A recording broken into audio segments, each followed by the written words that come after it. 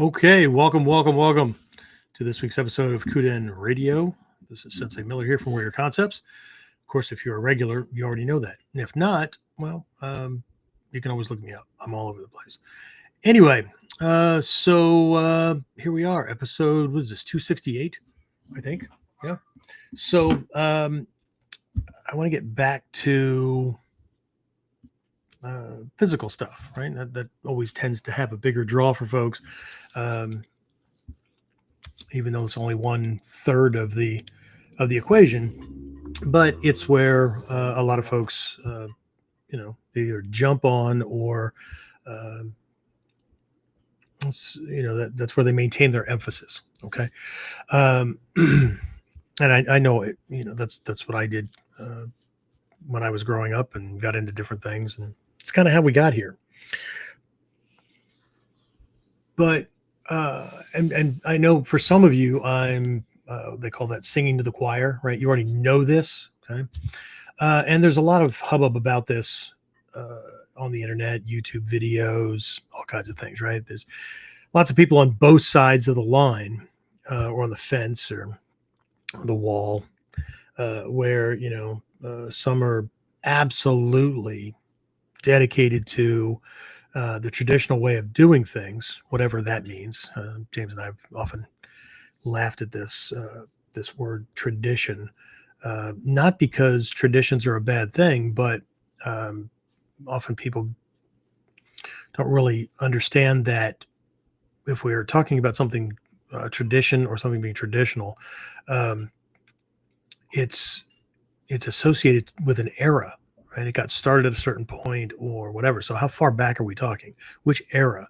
Just like if we're talking about the term samurai, right? It meant something very, very different during different time periods in Japanese history, right? But here in the modern world of the West, we tend to have this very fixed kind of idea about this fantasy about what a samurai was. But this goes to just about everything, especially if someone has little to no actual real world experience when it comes to like real world self-protection. Okay. I'm not talking about fighting. Okay? I'm sure everybody's been in at least one fight. But that's not our focus, right? That hasn't been Hatsumi Sensei's focus. My entire training career. And I think it was one of the biggest allures for me to be drawn to not just Bujinkan, right? Because again, that's a term that was, it started out being the name of Hatsumi Sensei's dojo. So then all of a sudden it became the style that people are doing. But the focus, right, is so where is it, right? So I'm going to come at this with a little bit of an edge tonight. Not that I'm irritated or anything like that, but I'm going to be a little bit more specific, a little less, politically correct. Not that I'm all that politically correct, right? But let's just start this off with what if everything or a lot of what you thought you knew about self-defense, or at least the way it's conventionally taught. When I say conventionally, I mean by most, right? Convention is a word that means pretty much the same that people mean when they say common sense, right? So, everybody knows how it's done, so they do it like this, right? But what if that might be setting you up to fail? Okay.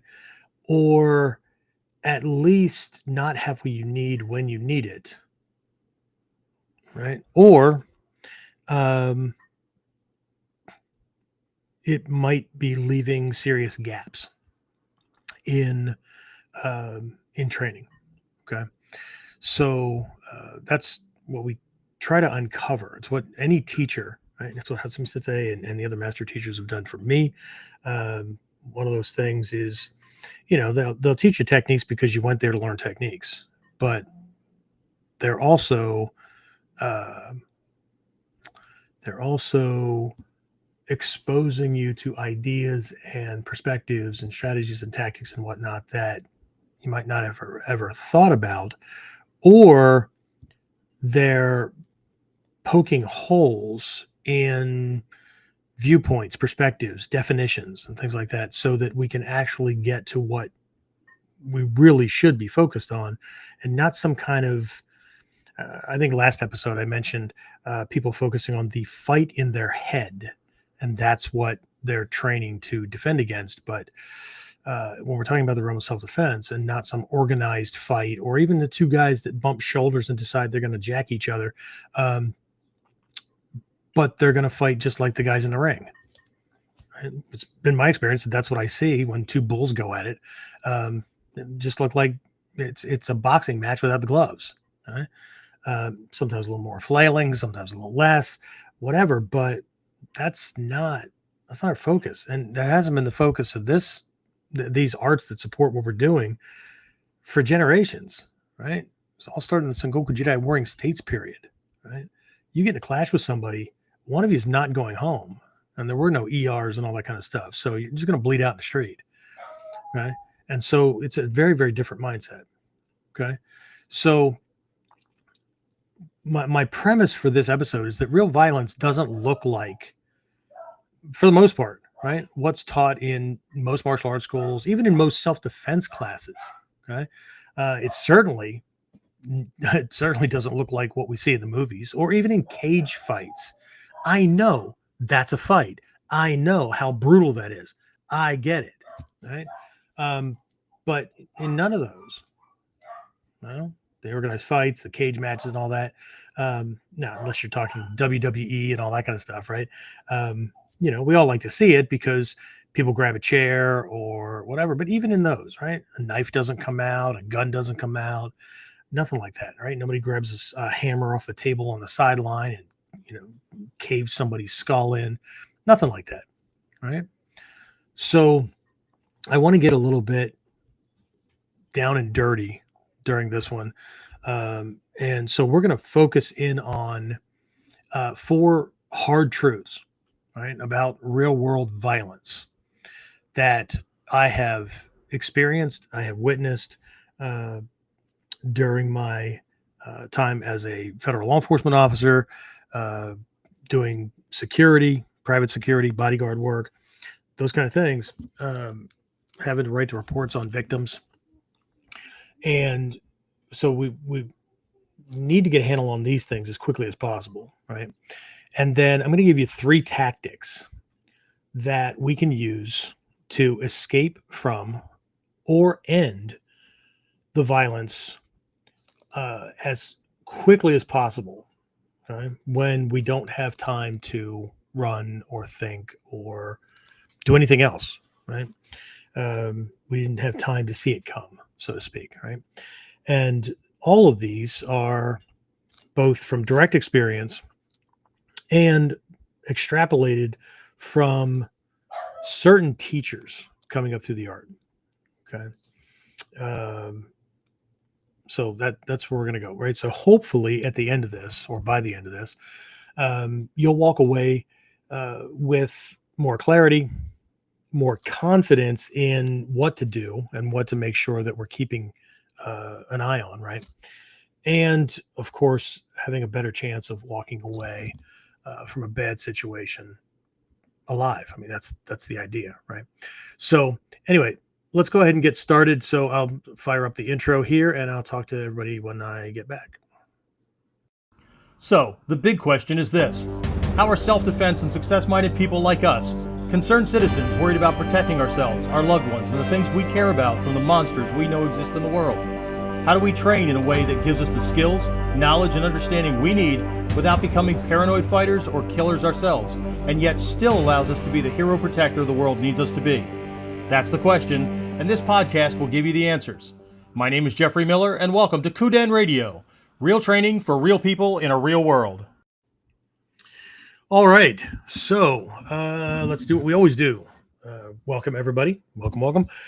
So if you're joining in a little bit late, I kind of laid out the premise. I'll recap that here in just a minute.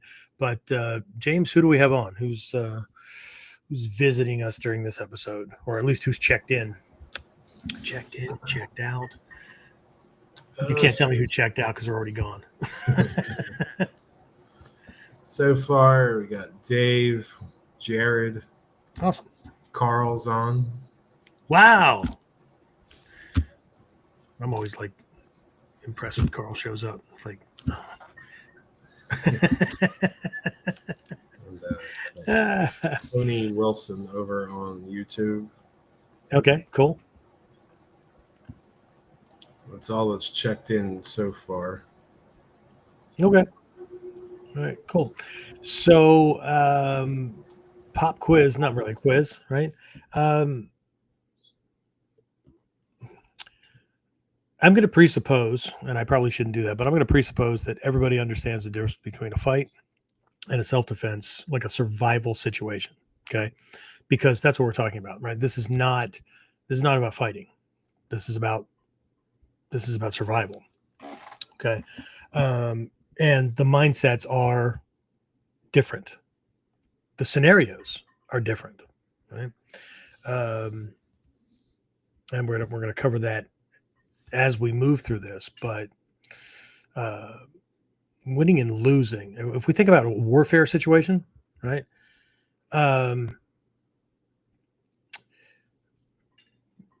Combatants on both sides, and I cannot speak for the combatants on the other side when I was in Grenada and did some other counterterrorism things and whatnot. But I mean, if people thought about it, they might have decided that, well, we won that one, we lost that one, or whatever. But I promise you that after little skirmishes, even in law enforcement, right? Most of us don't go about the rest of our day thinking, oh, won that one. Okay. I don't know that anybody would be thinking if it was we lost that one. On a grand scale, the strategists back at headquarters or wherever they happen to be sitting with their maps and their, grease markers and whatnot on boards and, tallying up, right? Did we win this one, lose this one, or whatever? It's more about the objectives, right? Did we take the hill? Did we advance? Did we, right? Or how many did we lose? Not we lost that skirmish, right? It's the outcome, right? How many do we lose, right? So it's either you did it or you didn't kind of thing. There's no bragging. There's no talking smack afterwards. There's no requesting a rematch, right? Same guys, right? Just resurrect those guys over there, put the guns back in their hands. Let's try this again. No, it's kind of a one and done kind of thing. So let me get back to my question, right? How many, by a show of hands, or you can just say yes or whatever, how many have ever been in a self-defense survival situation? Not just a fight, not just we bump shoulders and we're now going to try to knock heads and, so we can have bragging rights tomorrow, or we're going to settle this.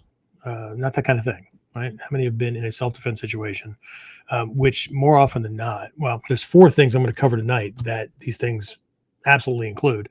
But they did not have a definitive bow in, glove bump, whatever kind of start. There was the potential for anything to happen, no rules to follow. And I would also include that you didn't choose to be there. Okay. Now, my Leos and military and things like that aside, ultimately you did. So we can kind of sideline that one. But how many? And I'm not going to look it up. I'm not going to double check or whatever. But how many have actually been in a situation like that? Okay. And while we're waiting for things to come in and for James to tally things up, I have had a couple of students over the years that have been like, they were actually physically attacked At least one was left for dead before they ever came to me for training, before they ever went looking at other martial arts for training. And that experience became the litmus test for why they chose to train the way they did. Okay. One of them was, he's from Jamaica. He lives in the States now. But he was originally from Jamaica and was going home from work, and near the bus stop where he was going to be taking the bus, got jumped by three guys, got stabbed multiple times, lost a kidney, and was left to bleed out in the dark. Right, this was at night, in the dark, side of the road, that kind of thing. So, when I discuss things like you can smell them, you can feel their sweat, that kind of stuff, he knows exactly what that's like. I've had other ones that were involved in martial arts for a long time, heard the teacher's promises, could be used for self-defense, that kind of thing, and then tried to use what they learned. And one I'm thinking of right now was left on the floor in a mall, unconscious, right? A pool of his own blood. Wasn't perforated or anything like that. Just got the shit beat out of him badly. It was an all-out attack, and he was doing nothing. Right. I have my own personal stories and things like that, but how many? Right? Anybody? James? Anybody speak up? Just Carl said yes. No, wait. Color me surprised. Yes, of course. Right. I'm not. Right. So, but yeah, of course. Right. And so herein lies a huge difference. So, it's also one of the reasons why one of the things that were passed around, and again, this is within the Bujinkan, and it ruffles the feathers of a lot of instructors. But this came from Hatsumi Sensei, this came from other senior Japanese instructors, that when it comes to this realm, you want to learn from somebody, at least have one advisor. Right? It doesn't even have to be an instructor. It doesn't have to be a high-ranking person or whatever, but you need at least one person in your circle. Now, they were talking instructors, right? That is no more than one level away from the person who actually used this stuff for survival. Right? And I learned this in the military. Field manuals, training manuals, specifically training manuals, there's a difference. They get rewritten at least after every major campaign, at least in the United States Army, they do. Okay. They get rewritten. So they get updated based on the most recent situation. Okay. So when I was in and active, right, we were fresh out of World War II, out of Korea, out of Vietnam. Okay. So there was a hybrid in there between forest and like jungle warfare. Right. But now, and for a decade or more, right, it's been heavily on the desert warfare. Not that the other things aren't in there, right? And there's a reason for that. Okay. And they're written or rewritten by actual combat veterans who were there, not some person that's coming up with theory about what should work. Okay. And why would you have those guys rewrite it? Well, because they survived. Okay. And so they had to adapt from what they had been trained in, ended up in this arena, and now, right, had to, right, which tactics are universal, which tactics need to, what do we need to add in there, all those kind of things, right? So this is an important thing. So the thing that ruffles people's feathers is this key that the person that you're training with, if it's for self-defense, survival-based self-defense, that person should be the person who actually used it, or no more than one level away from that, right? So a direct student of the person who used it. because again, what I learned in the military and what the military learned is the farther away you get from the guys who actually used it, the more theory gets imbued. It makes sense to those people that are putting those things out, but they didn't have theory tempered by experience. Right? I'm going to borrow Carl's experience because there's the police academy and all these kind of things, and you learn, but you learn that gets tempered as soon as you hit the street. Right? Everything changes, and then depending on the role that you're in, things are going to change. Okay, in law enforcement, there's a whole bunch of different aspects or facets, and not just between admin and the guys on the street. That's a simple dichotomy because it's not that simple. Because you've got uniform patrol, you have uniformed, but they might be doing traffic, right? They might be doing meter stuff. They might be doing more of a support presence kind of thing, depending on the size of the department and things like that. Same thing in the military. Okay. So, but Hudson Sinclair was very adamant about making sure that people understood that, like, if you don't have direct experience, you need to find somebody who does, so they can tell you not what techniques to learn, not how you need to train, but what you better be training to be able to handle, which is again why during KUDEN, I said I'm taking time away from those other things because we're going to focus on the physical. There's mindset, there's spirit, there's emotional, like psycho-emotional kind of things and all that absolutely matter in bad situations. Okay? I had a friend once because I'm very adamant when it comes to our military holidays here in the States. Because we have just to name two, we have Veterans Day and we have Memorial Day.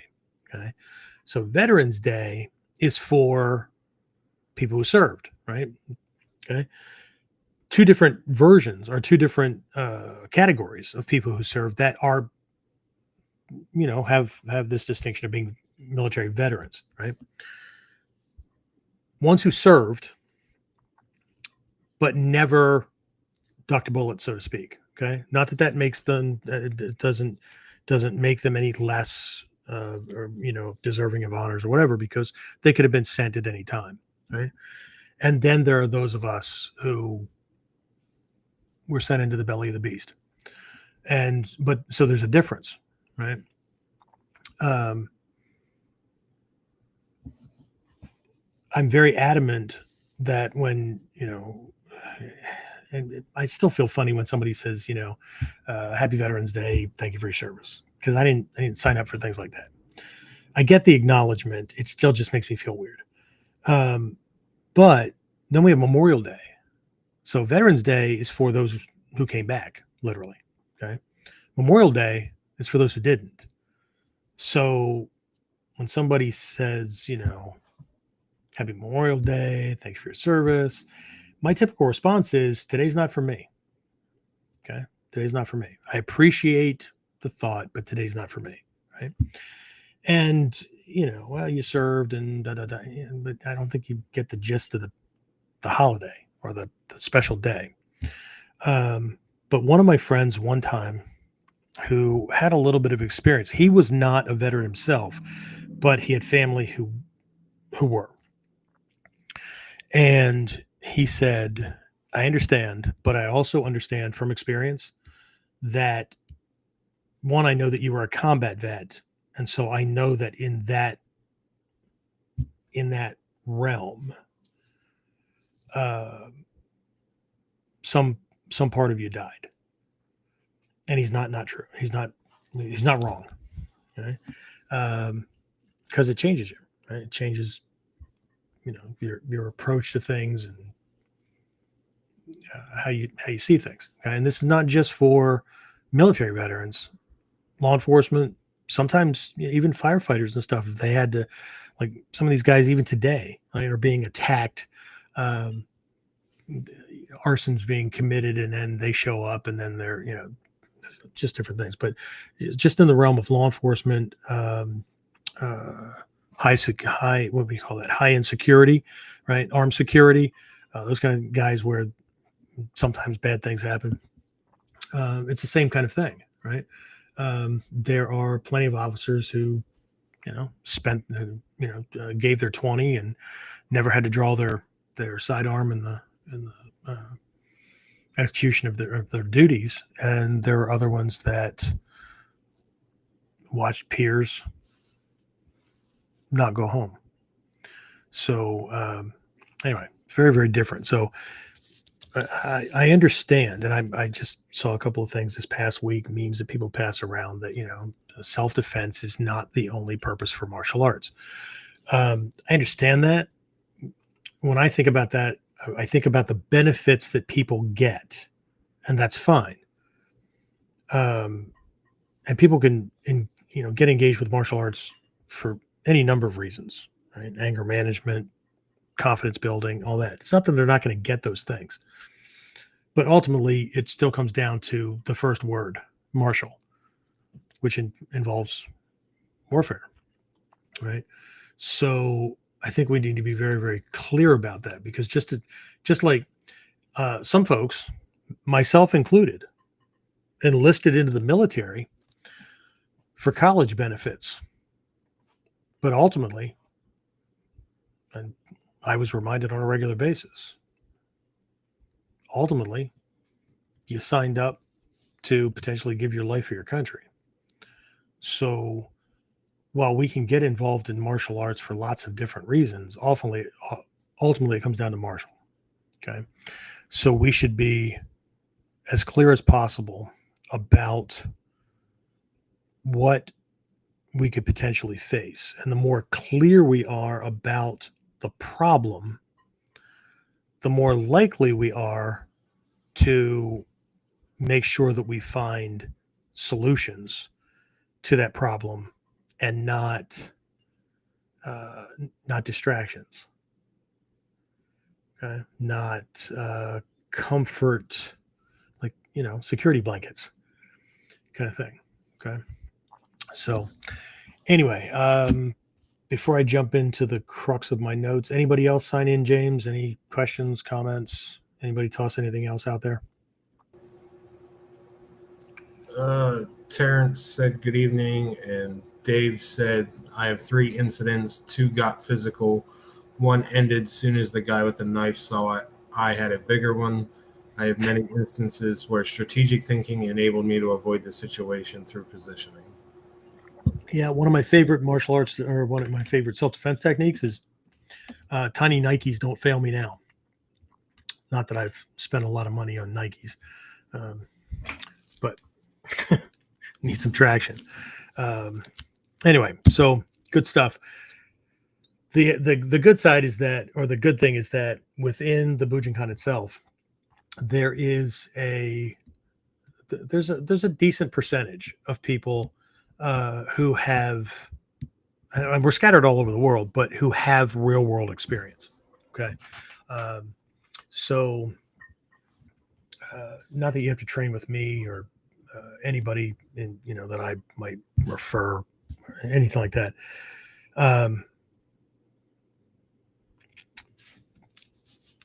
But there are folks that can translate.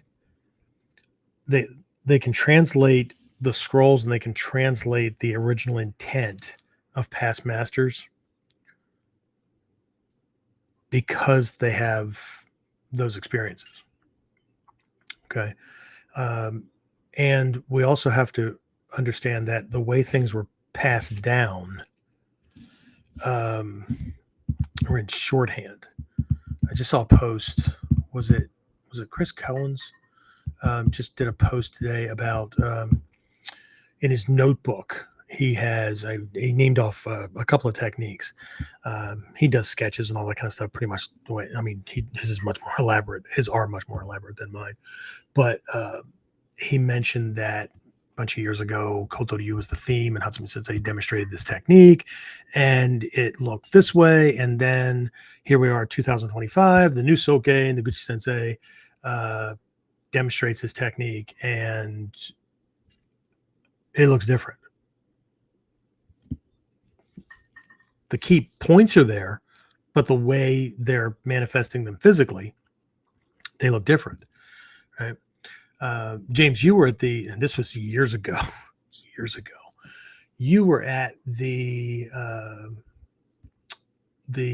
advanced Sanshin Kyonapo weekend intensive that I did that turned into that home study course. Remember that? And like we spent how long just on like the first technique in each thing, like in Chino Waza, I covered probably more time during that one than I did in Sui Ka Fuku, right? Because most of the stuff was there, and then the other ones kind of added a little thing to it. I spent more time on Ichimonji no Kata than on Hichi no Kata, and then I think we rushed through like the last three techniques in the Kyonapo.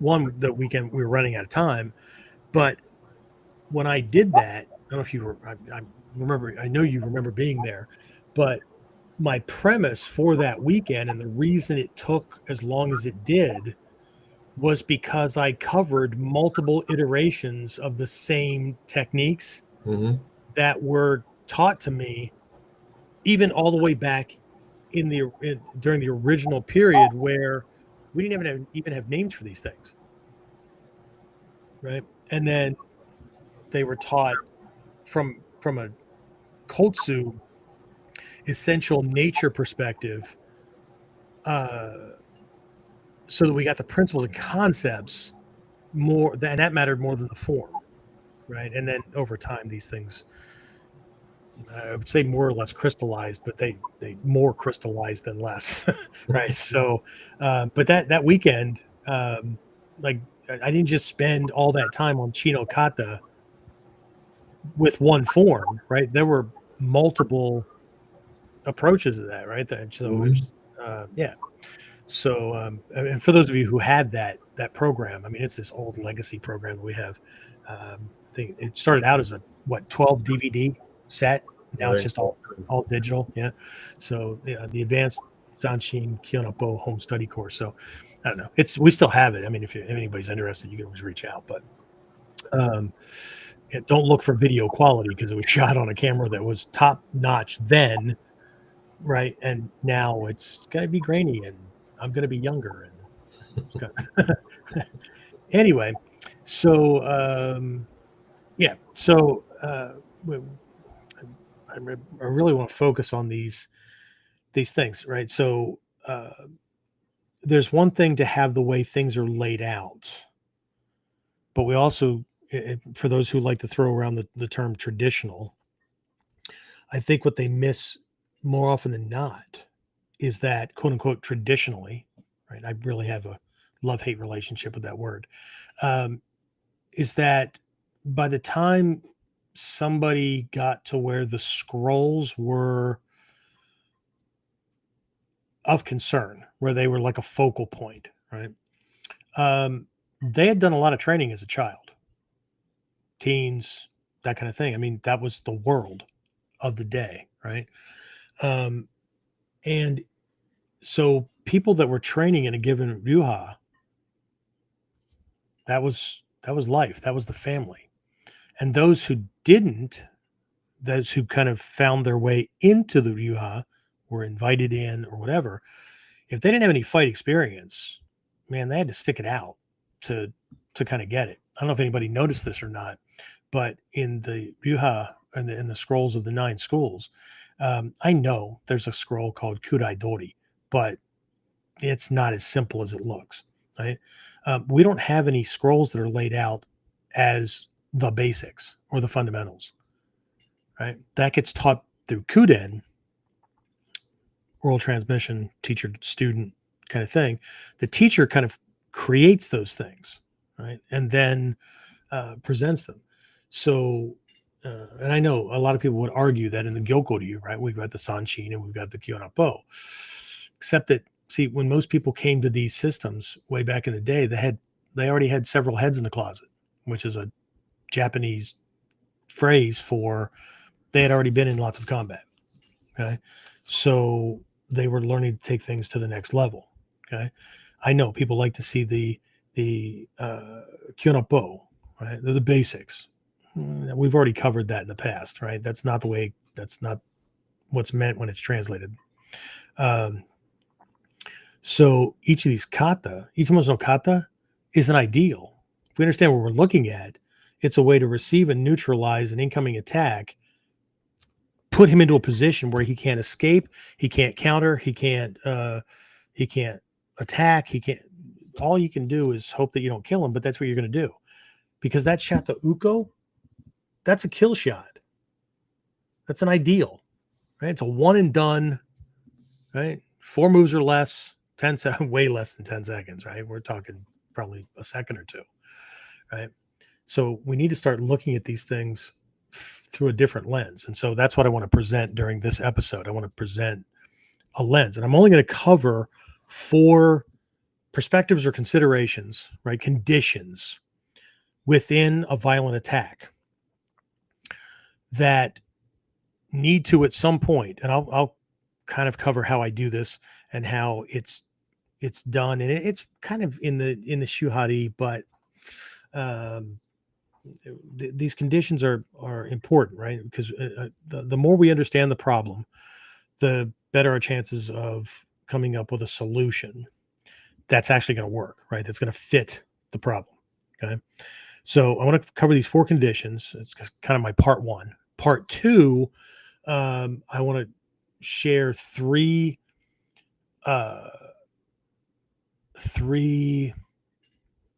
tactical or strategic tips for mitigating the damage or the danger as quickly as possible, right? Making this problem stop as quickly as possible. And this has been learned over the years from different teachers. They all have said them different ways, but it also bears out in my life experience. Okay. And then as kind of a part 3, but maybe it's just a part 2 plus, there's something I'm going to be pointing to, and I want to explain how I do that within a student's very first class. Okay. So, James, any last minute questions or comments before I pop up my notes? Oh, just Jeffrey and Lowry checked in. Awesome. Welcome. All right. So without further ado, all right. So again, to kind of paraphrase where I was coming from at the very beginning of this, right, is that real violence doesn't look like what's taught in most schools. It doesn't look like what we see in the movies. It doesn't even look like what we see in the ring and cage fights.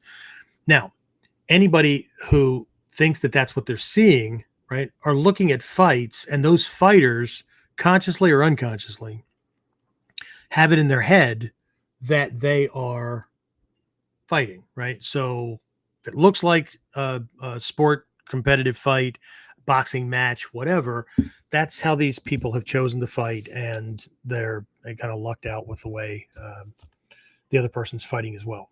Okay, but there are too many variables, right? And again, what I'm going to focus on during this episode are, again, 4 hard truths about real world violence. And then we'll take a look at these 3 tactics that you can use to escape or end it quickly. And then I'll, if I don't address this, James, try to keep me on point with this. If I don't address the 3 life conditions that would adjust these, right, the tactics,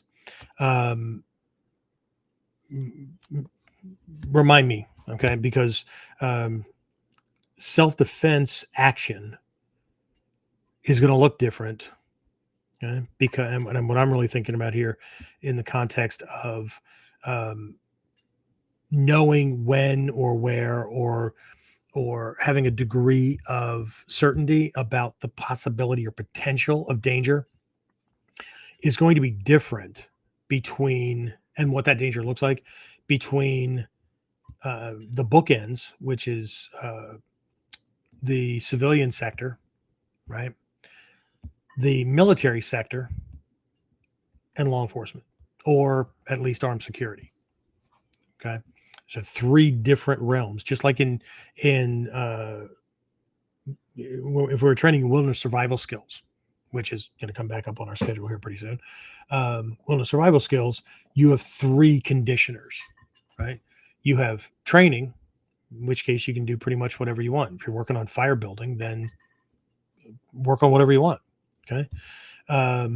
You have paramilitary operations, in which case, in the case of fire, right, I want as much, I mean, I want to keep smoke and light at a minimum, but I don't want smoke from my fire structure during the day. It's more masked at night, but I also want to minimize it as well, because smoke is particulates carried on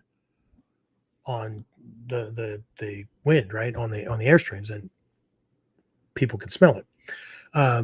And light, right? I want as little light at night as possible. But then the third conditioner is an actual emergency survival situation, in which case I want as much light by night and I want as much smoke by day as possible. But there's also there's different conditions of structure, availability of fuel, all that kind of stuff, right? So it's one thing to learn, a shit ton of skills, or learn things and then stop because, well, we're lazy and that was easy. So, yep, I know how to do that. Okay, until you can't, right?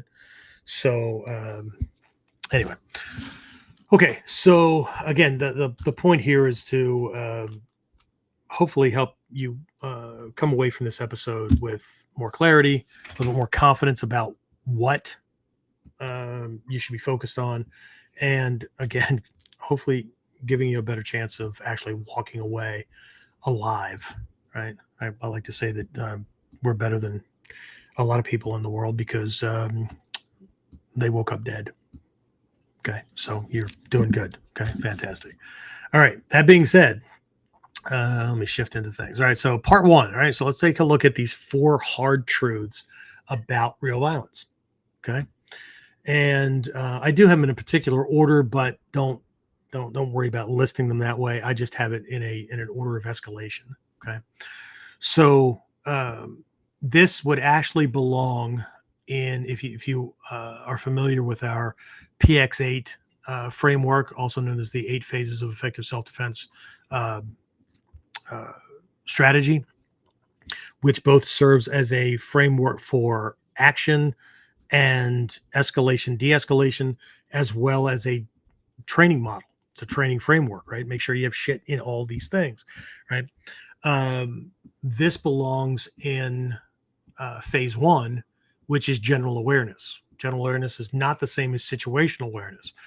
Okay, situational awareness is what most people think of when they think of awareness, right? Head up, paying attention around your world, right? I'll get there, but general awareness is, one, recognizing that danger exists in the world. There are monsters out there, and they could show up in your world. Okay. Again, this is singing to the choir, because if you didn't believe that to be true, you wouldn't be doing this stuff unless you were doing it. You were using the martial arts for something other than not dying or protecting others. Okay. Ego gratification, enjoyment, cultural association, those kind of things. They're all fine, but don't forget, right? At some point, you may need to use your skills. So hopefully we didn't fuck around to find out. Okay. Sorry, YouTube. Anyway, so this belongs in general awareness. So danger exists. That's the duh part. The other part is what? What am I most likely to face? And what are probabilities and what are possibilities. So this allows me to begin to structure things so that I can get the probabilities out of the way as quickly as possible. I'll discuss that a little bit farther down the line. Okay. So I guess this time in a particular order, right? Truth number one is that things are going to happen fast. Okay. And that's not just the fist and whatever coming at you. I'm talking about the setup, right? Like they move in quickly, right? I'm going to mention this many times, but if we're talking about survival-based self-defense, then we are talking about a predator-prey paradigm. Okay, there's 3 more P's for you, right? These are hunters, right? They're opportunists.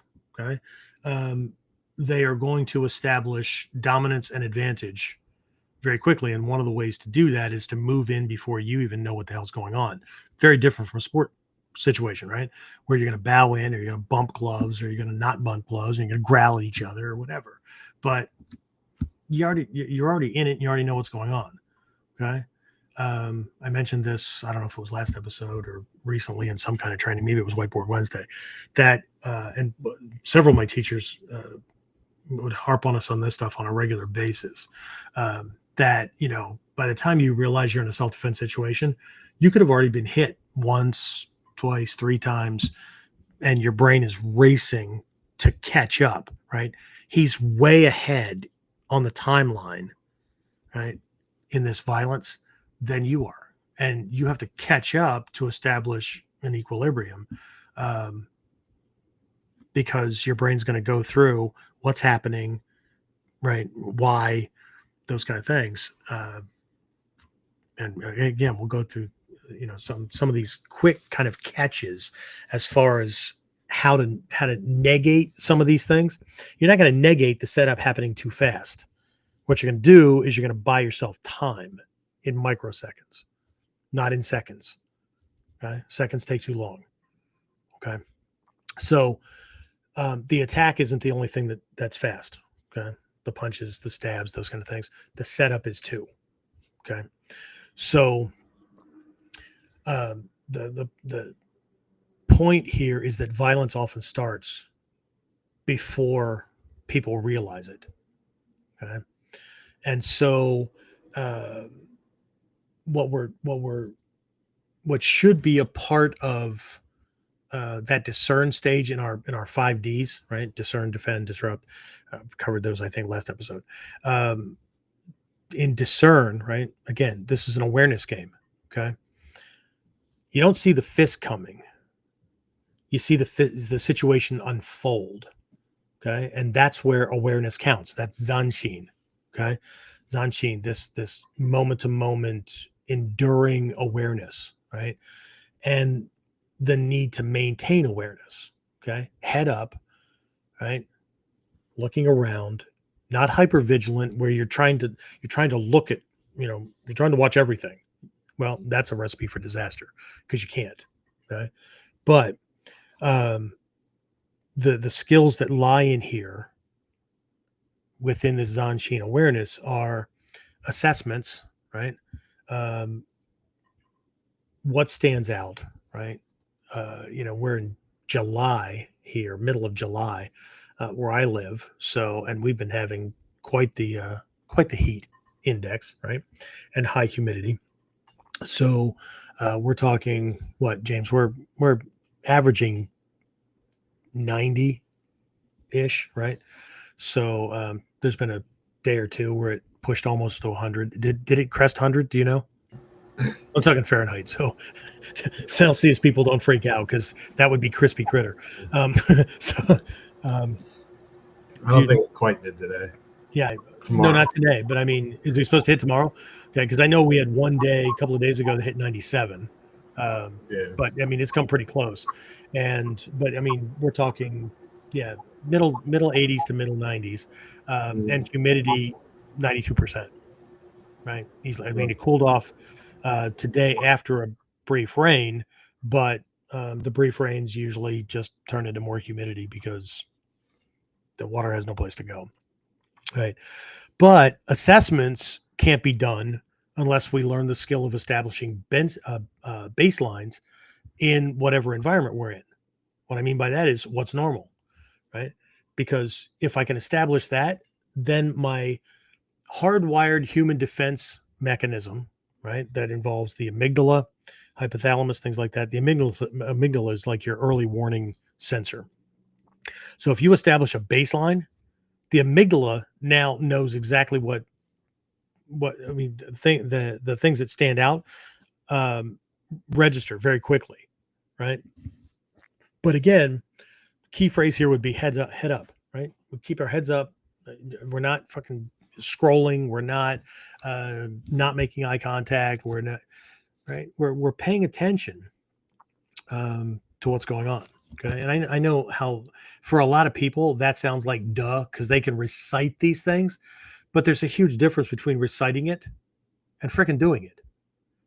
Okay.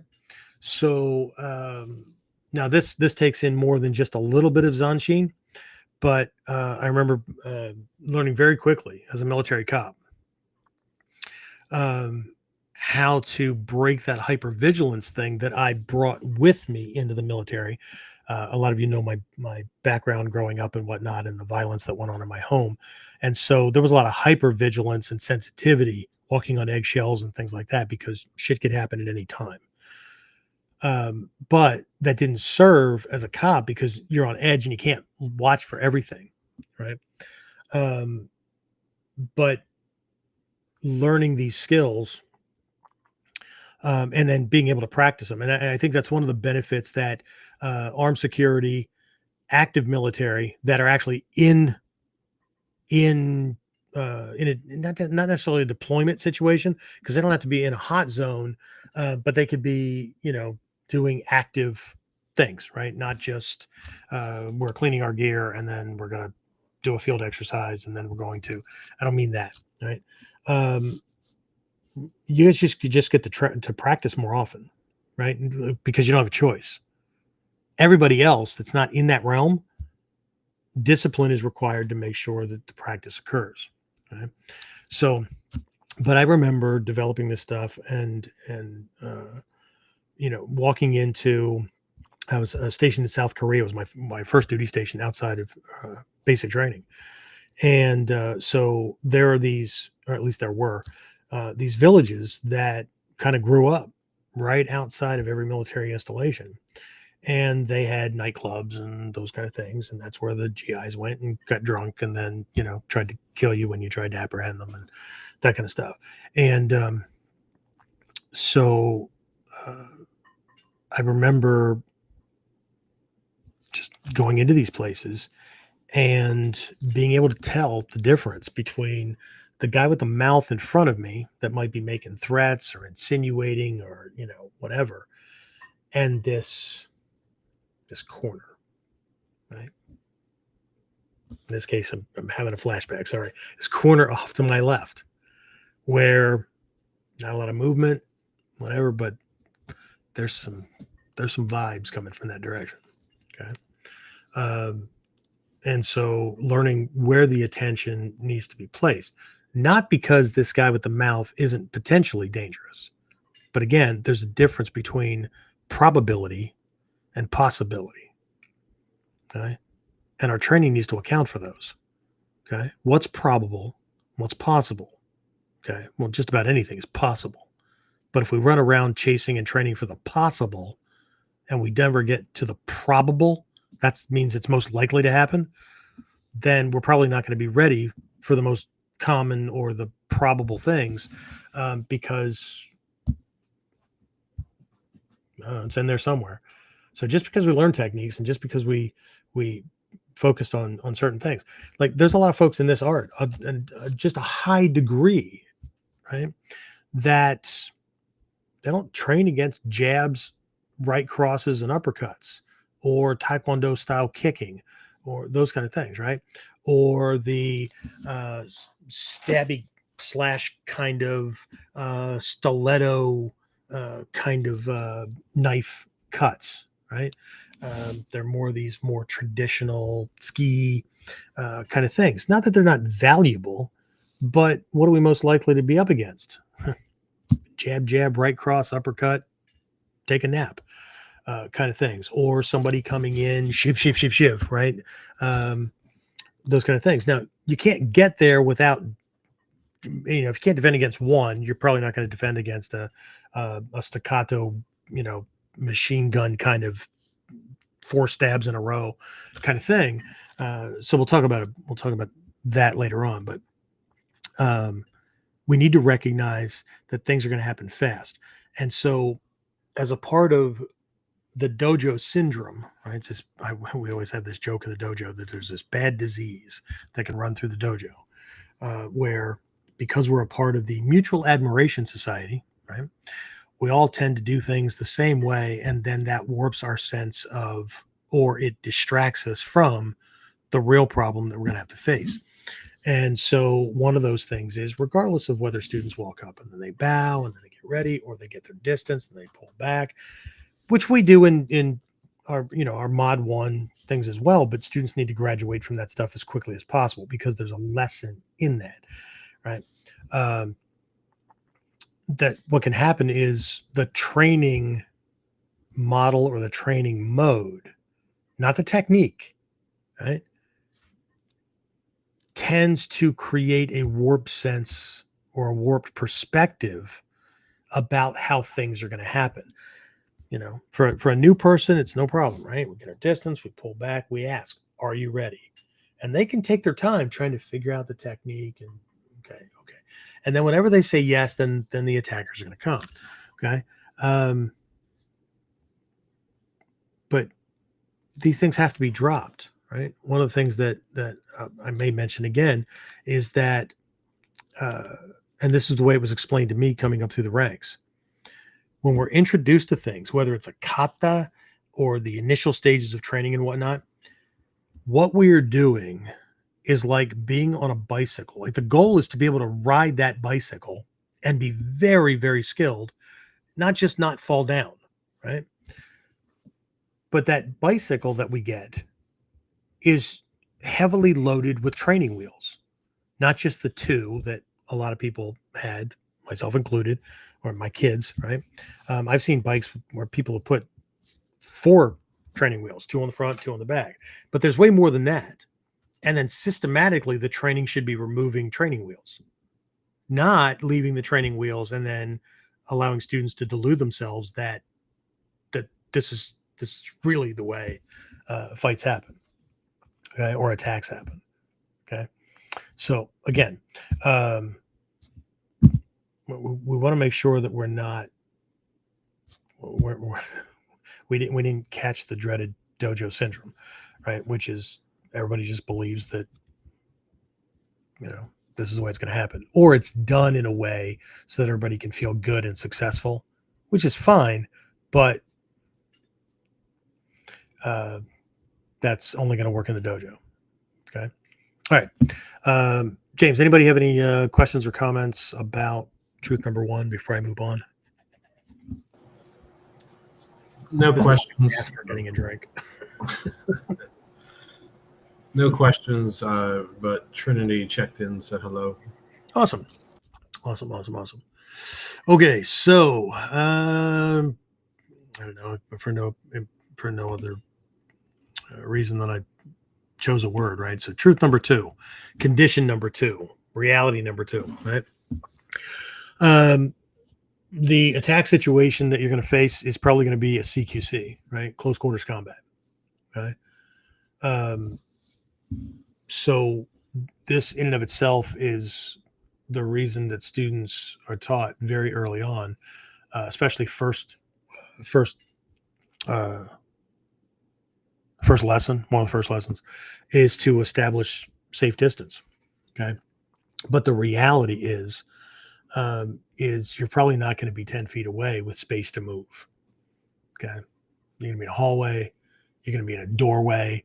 You're going to be in a parking lot between parked cars. I use that one a lot. Or in this one, we actually demonstrated in the video that we were contracted for, and then I ended up with the rights for it. Right after 9/11, where we did a self-defense training video that actually didn't include physical fight skills. It included a whole bunch of other things that fit between phases 1 and 3 in the 8 phases, that PX8 framework, right? So was that danger prevention tactics, protecting yourself like a pro. And so one of the situations that we presented was the attack happened when the person entered a elevator. Okay, so they were attacked in the box. Okay. So, and again, it was all about awareness and, you know, trusting intuition and those kind of things. So that it wasn't about fighting while you were in there, but that's one of the things, right? So, and a lot of my students know, sometimes I put them in a space and we put like a barrier around, right? We use, what do we use, James? Chairs. We use, stand-up Wingmaster training bags, all kinds of stuff, right? Yeah. And then everybody has to get inside that space. Could be nightclub, could be the mall during a holiday, shopping, whatever, and it's, or a concert, whatever. You're just in there, and everybody's practicing. You're practicing with each other, but you got other people practicing too. So you have to be mindful of other bodies. You have to be, you know, your movement has to get smaller, that kind of thing. And then as they're practicing, I'm just slowly moving these things in so that they get boxed in more and more and more, because that's the greater likelihood, right? You're not going to be training, or you're not going to be attacked.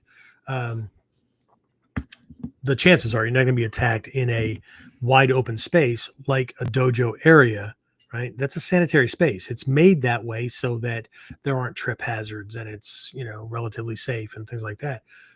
But that's not the world, right? So we have to make sure that we're focused there. Okay.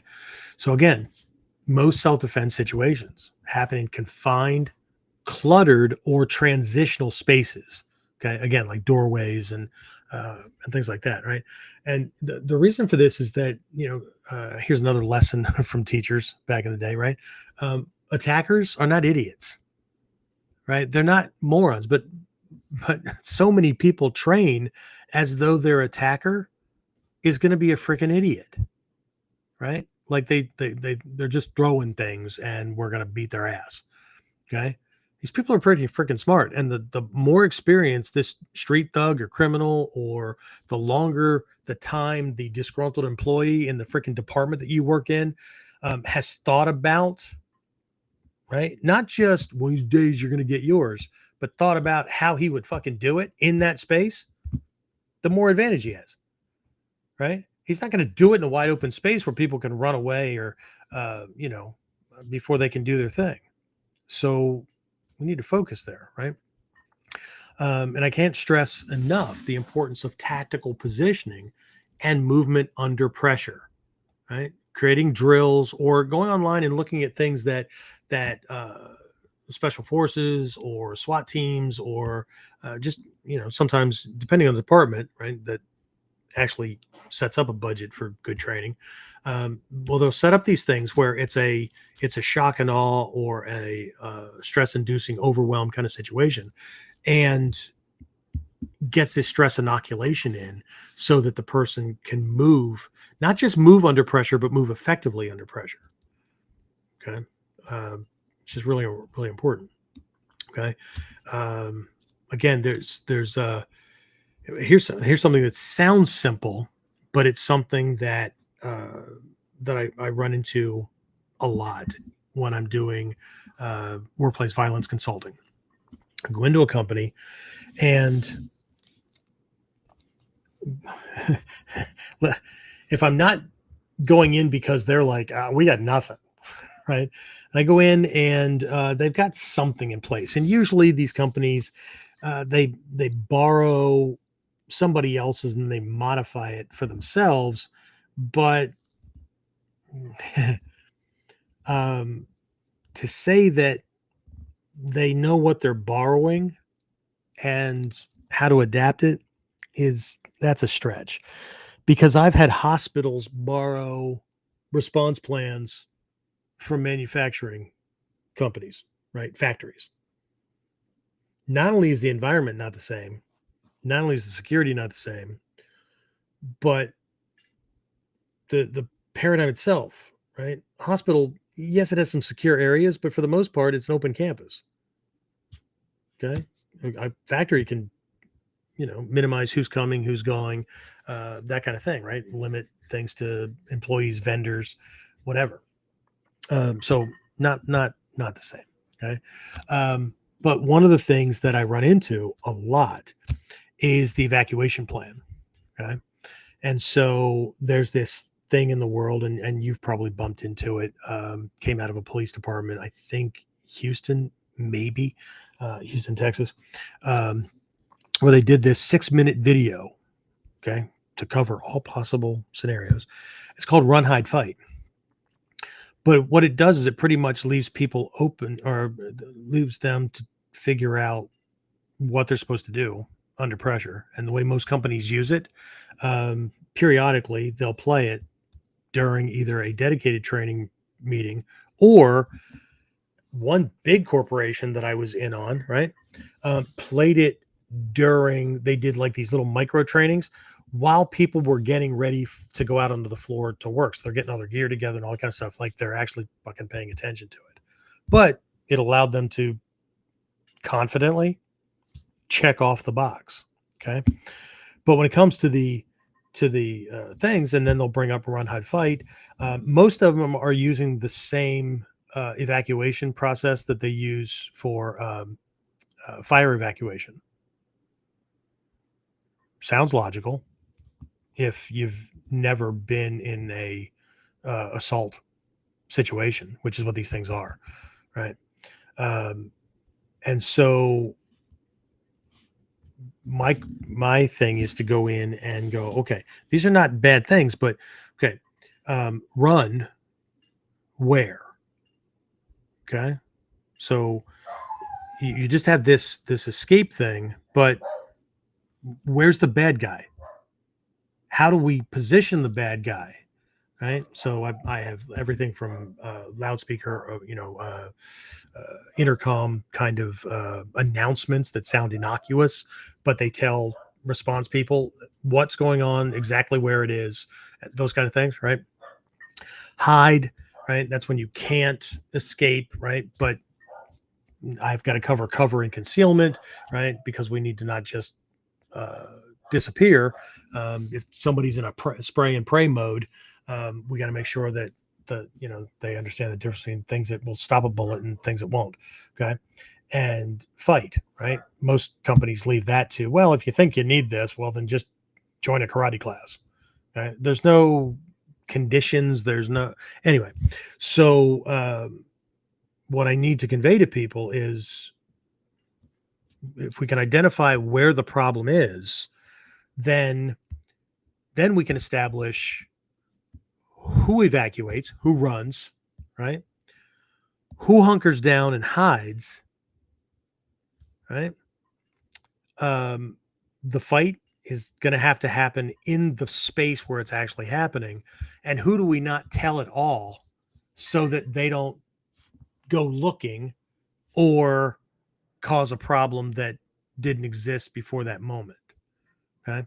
And this has to be flexible. It has to be dynamic, because we don't know where it could flare up. Okay. So we don't need to just have an haphazard plan, which is pretty much what people do when they just learn techniques. But what's the outcome? Where, are you in a singular situation?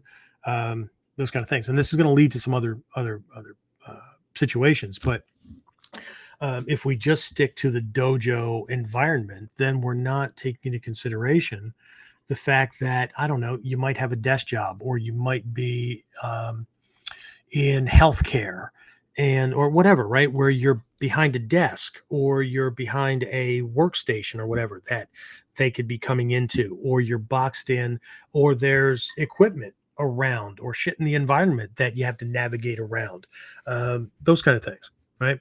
So again, we've got to recognize that probably not going to have all the space that we have in the comfort of the dojo or the backyard or the field or wherever we happen to train. Okay. So again, we need to recognize how in CQC, in close quarter combat situations, typical dojo or sport style movement is not going to work in that space. And that's why I should say there's, ironically, right?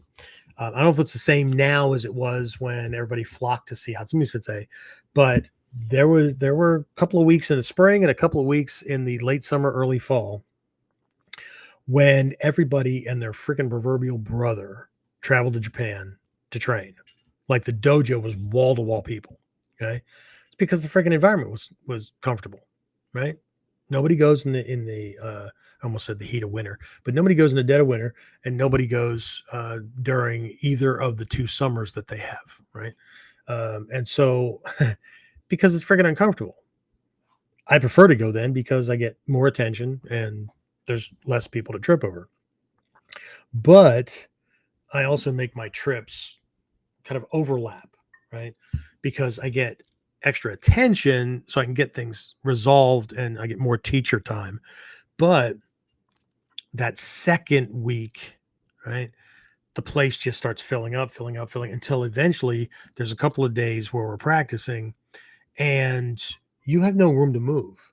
And you can really see the frustration in people's faces that they're absolutely, not only are they not comfortable, they get pissed off really fast and they try pushing people to create space for themselves.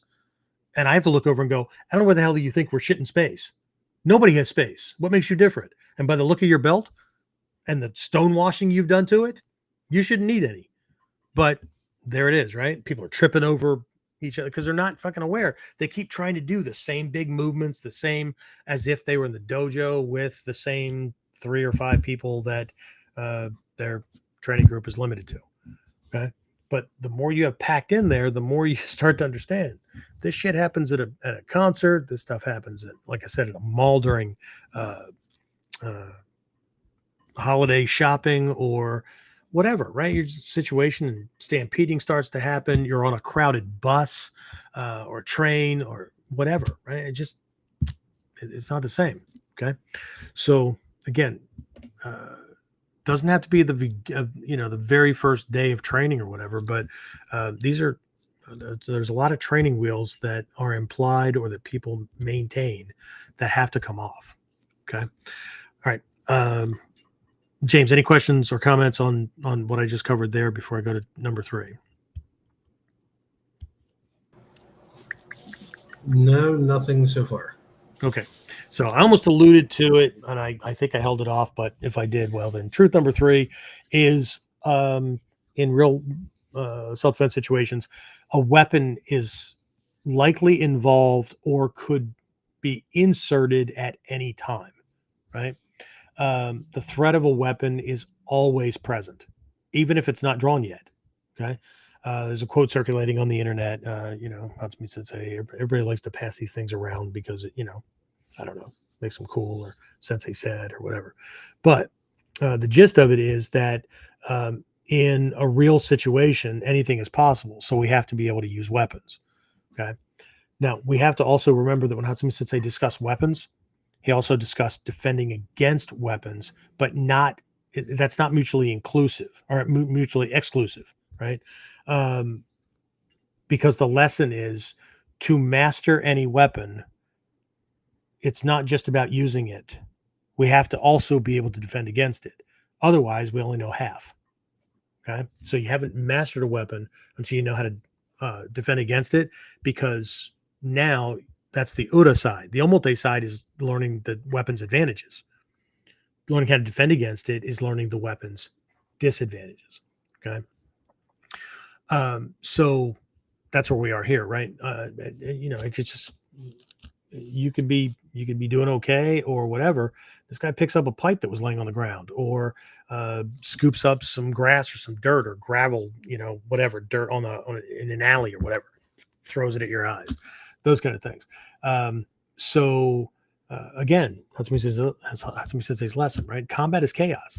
Okay. So the mindset here is expect a weapon, It may never come out, but to think that this is, mano a mano, which is one of the reasons why really, really smart practitioners either stop being fighters or don't lean into that whole fight mentality, bump shoulders, have anger management problems or whatever, where they're willing to fight at the drop of a hat, because we know that what looks like this is going to be a fisticuffs kind of thing could turn into jackass drawing, pulling a gun and shoot you in the chest, and it's all over.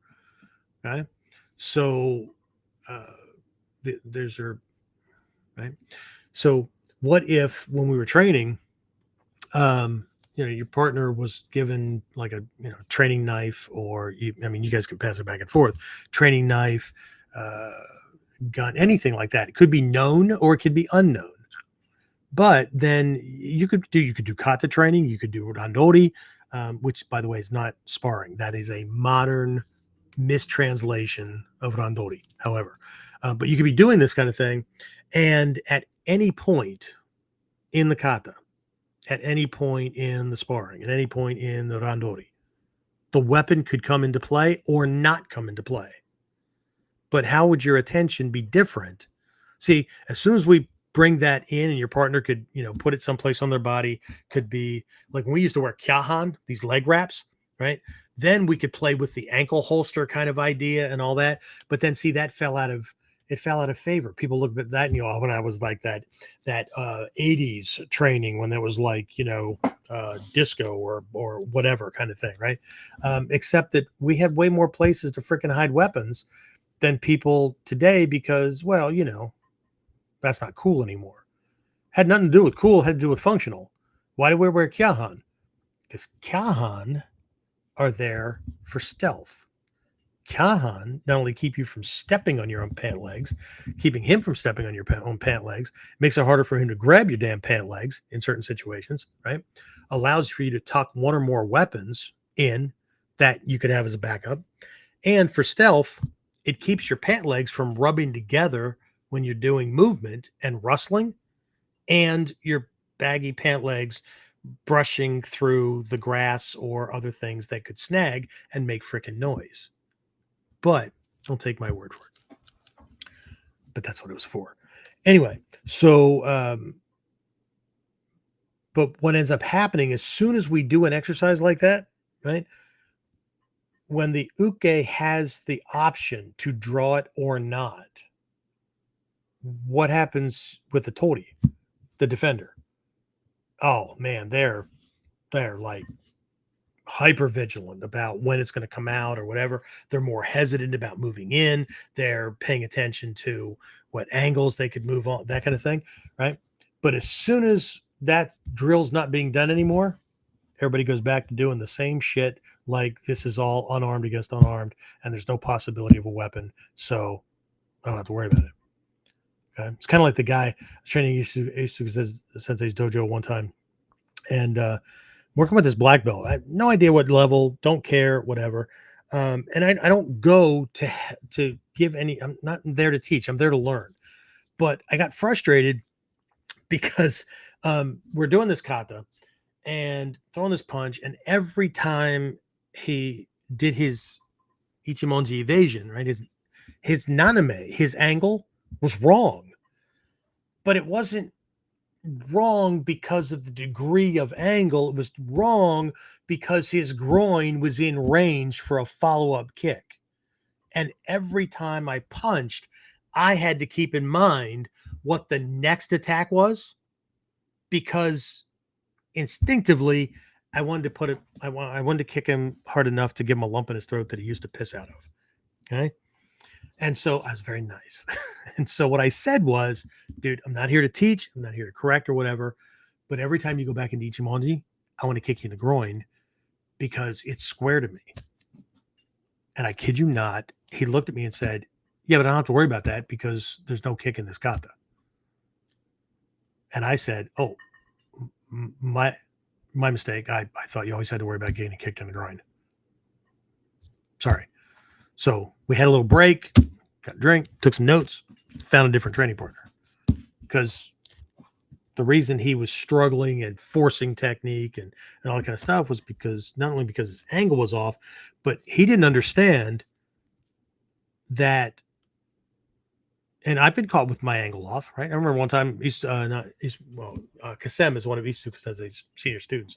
And so he walks by, and I had no sooner gone to Ichimonji or Seigan, he comes by and he just pats me on the shoulder and stops everything. And he said, "You know what I would do right now if I were him?" And I'm like, "No." And he goes, "I'd kick you right in the balls." And I looked down, and sure enough, the angle was so big that not only were the targets presented to him, but I was in range. Okay. And all I had in that moment was to look at him and go, "I'm glad you're not him." And then I followed up with, "I'll fix that." And he goes, "Oh, good. Otherwise, I'll come over and be your uke." Gotcha. Okay.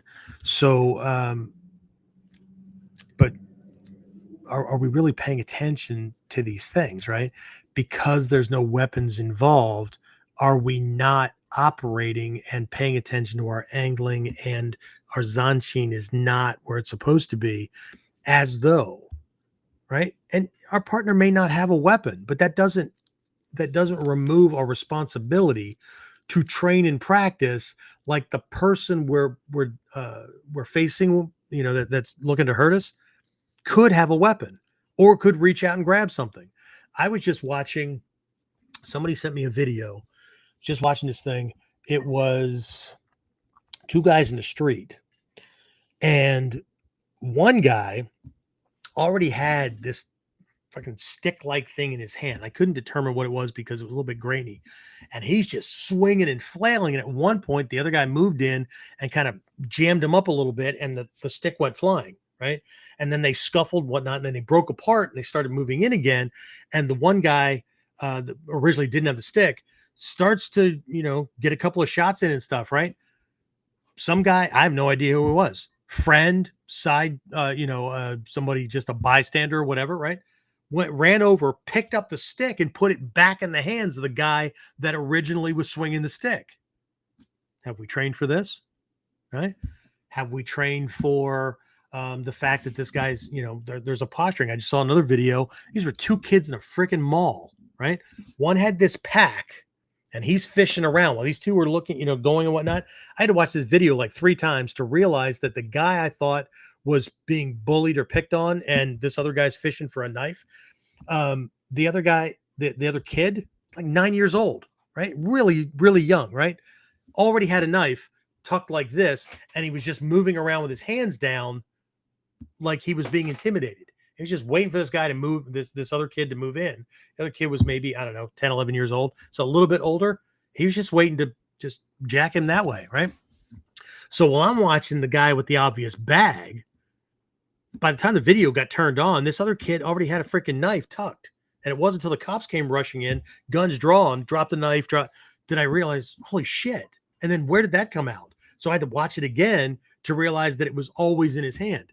He was just really good at moving around without it there. Right?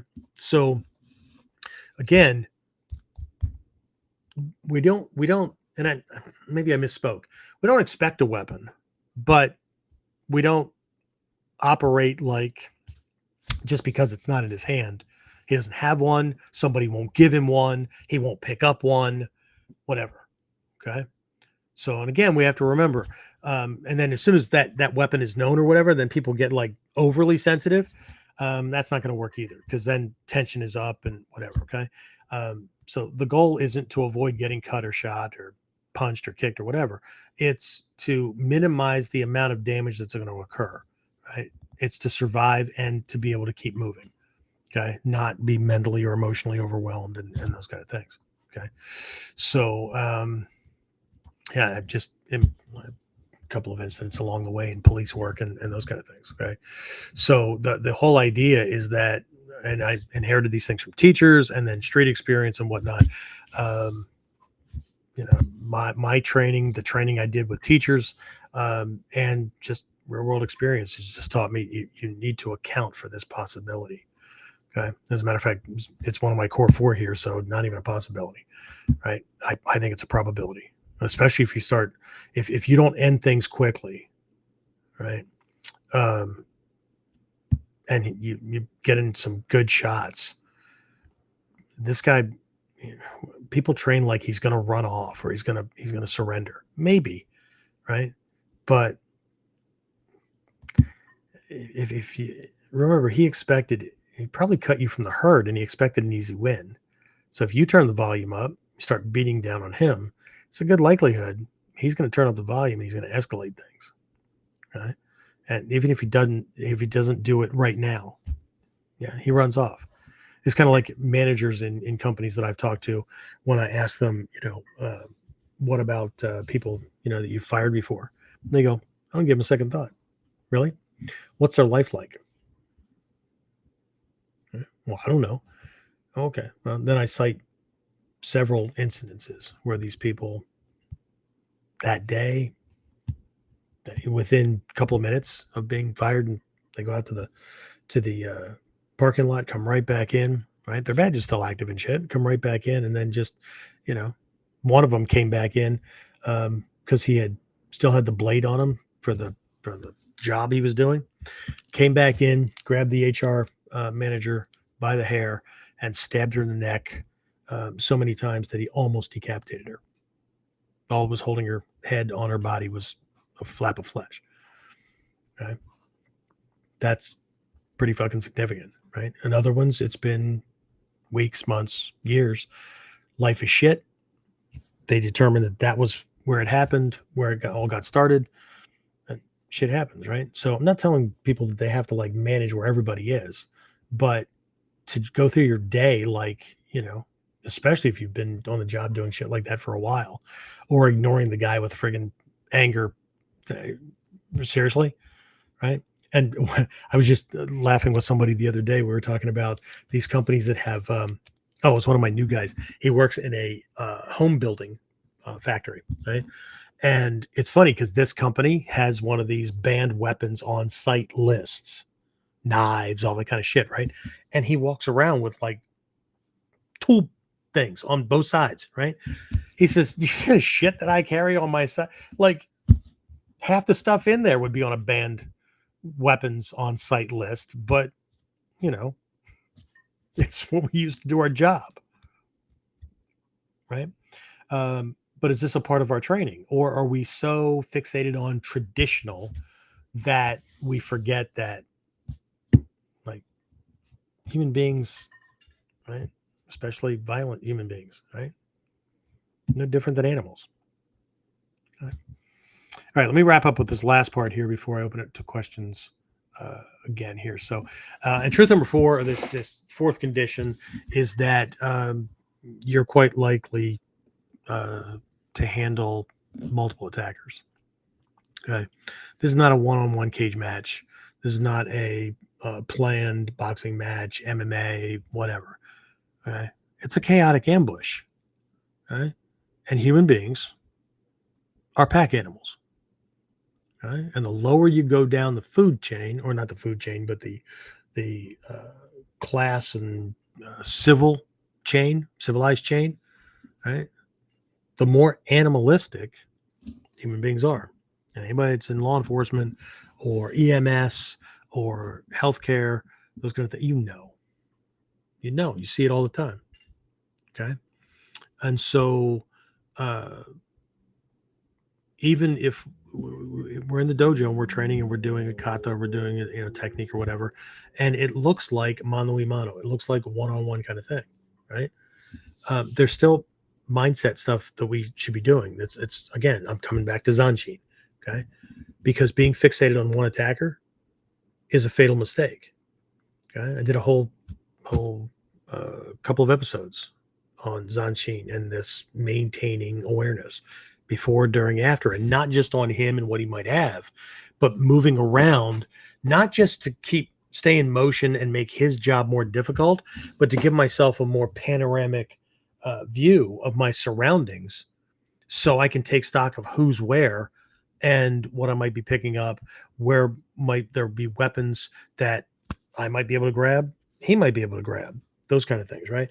And so um, even when we're training against, like when we're dealing with one attacker, right? In our head, we can still be paying attention to things as though there are more, or that any moment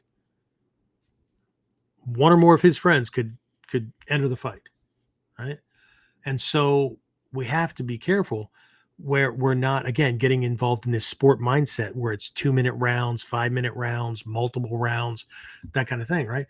In survival situations, you can't afford to win a fight that takes 5 minutes, right?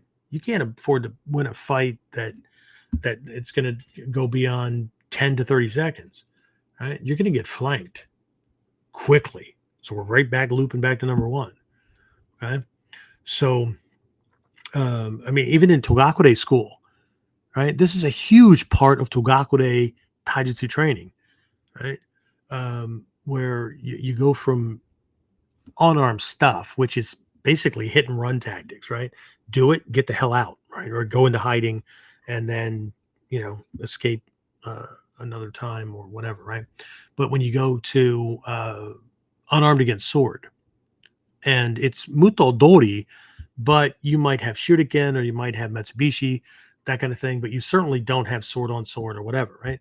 You start with one-on-one, and then every model after that, the number of attackers doubles. So one-on-one, next model is 2-on-1, next is 4-on-1, next is 8-on-1, and I believe it goes up to either 32 or 64, which means you're fucking surrounded. Okay? Yeah, no, you're no. This is not a movie fight. We're not taking on one or two at a time so we can look and feel all cool. Okay? My job is to get the hell out of there. Okay? So again, right, the heavy training I'm trying to convey here comes right out of our phases 1 and 2 of the PX8 or the 8 phases of effective self-defense paradigm, right? To always move into advantageous positions relative to multiple attackers, or to position so that should a multiple attacker or another attacker or two come in, right? They're not sneaking up behind me and cracking me with a pipe in the back of the head or stabbing me in the kidneys and calling it a day, whatever, right? So that, and when they're out in front of me, right? I don't care what kamae I was working on, right? To default to hira no kamae because it's our multiple attacker position, right? Hira no kamae, full name for hira no kamae is what? Hira ichimonji no kamae. Okay, because hira no kamae is a double-bladed, double-sided ichimonji no kamae. And the arms, not out here, they're positioned on the foul lines of like an American baseball game, or I don't know where the foul lines are for cricket, but out at an angle this way, because now my arms are within my peripheral vision and I can still see over here, but I'm creating the lines that's the demarcation lines. So I'm going to maneuver so they can't spread out enough to get, if they can get beyond these lines, they're effectively behind me. Even though there's a 30-degree angle right here, okay? They're effectively behind me because I can't deal with this guy over here without losing this whole field, right? So I'm going to back up, I'm going to shift, I'm going to maneuver, and everything I'm doing is to funnel them into me, because the closer I can get them to me, the more they're in each other's way. Okay. So there's a bunch of lessons with that, but we can start with unarmed stuff. We are not unarmed with one-on-one training, but one-on-one ultimately is still multiple attacker, even if we just start with a mindset to be aware that another one or more can insert themselves. So are we moving? Are we paying attention? Or are we so fixated on the fist that's coming in that we can't see anything else? Okay. So really important stuff. So end there before I move into part 2 here quickly. But so, like I said, everything I've shared so far is part of this PX8, or this 8 phases of effective self-defense paradigm that we have, that are Mod 1 students, brand new students. One of the first things they get. Okay. So, again, if you want to jump into this kind of thing, you can check out our module 1, or our foundations of Ninja Self-Defense program. It's module 1 on the way to black belt, but it's going to cover 95 to 98% of the assaults that happen on a regular basis, right? As gleaned from statistics.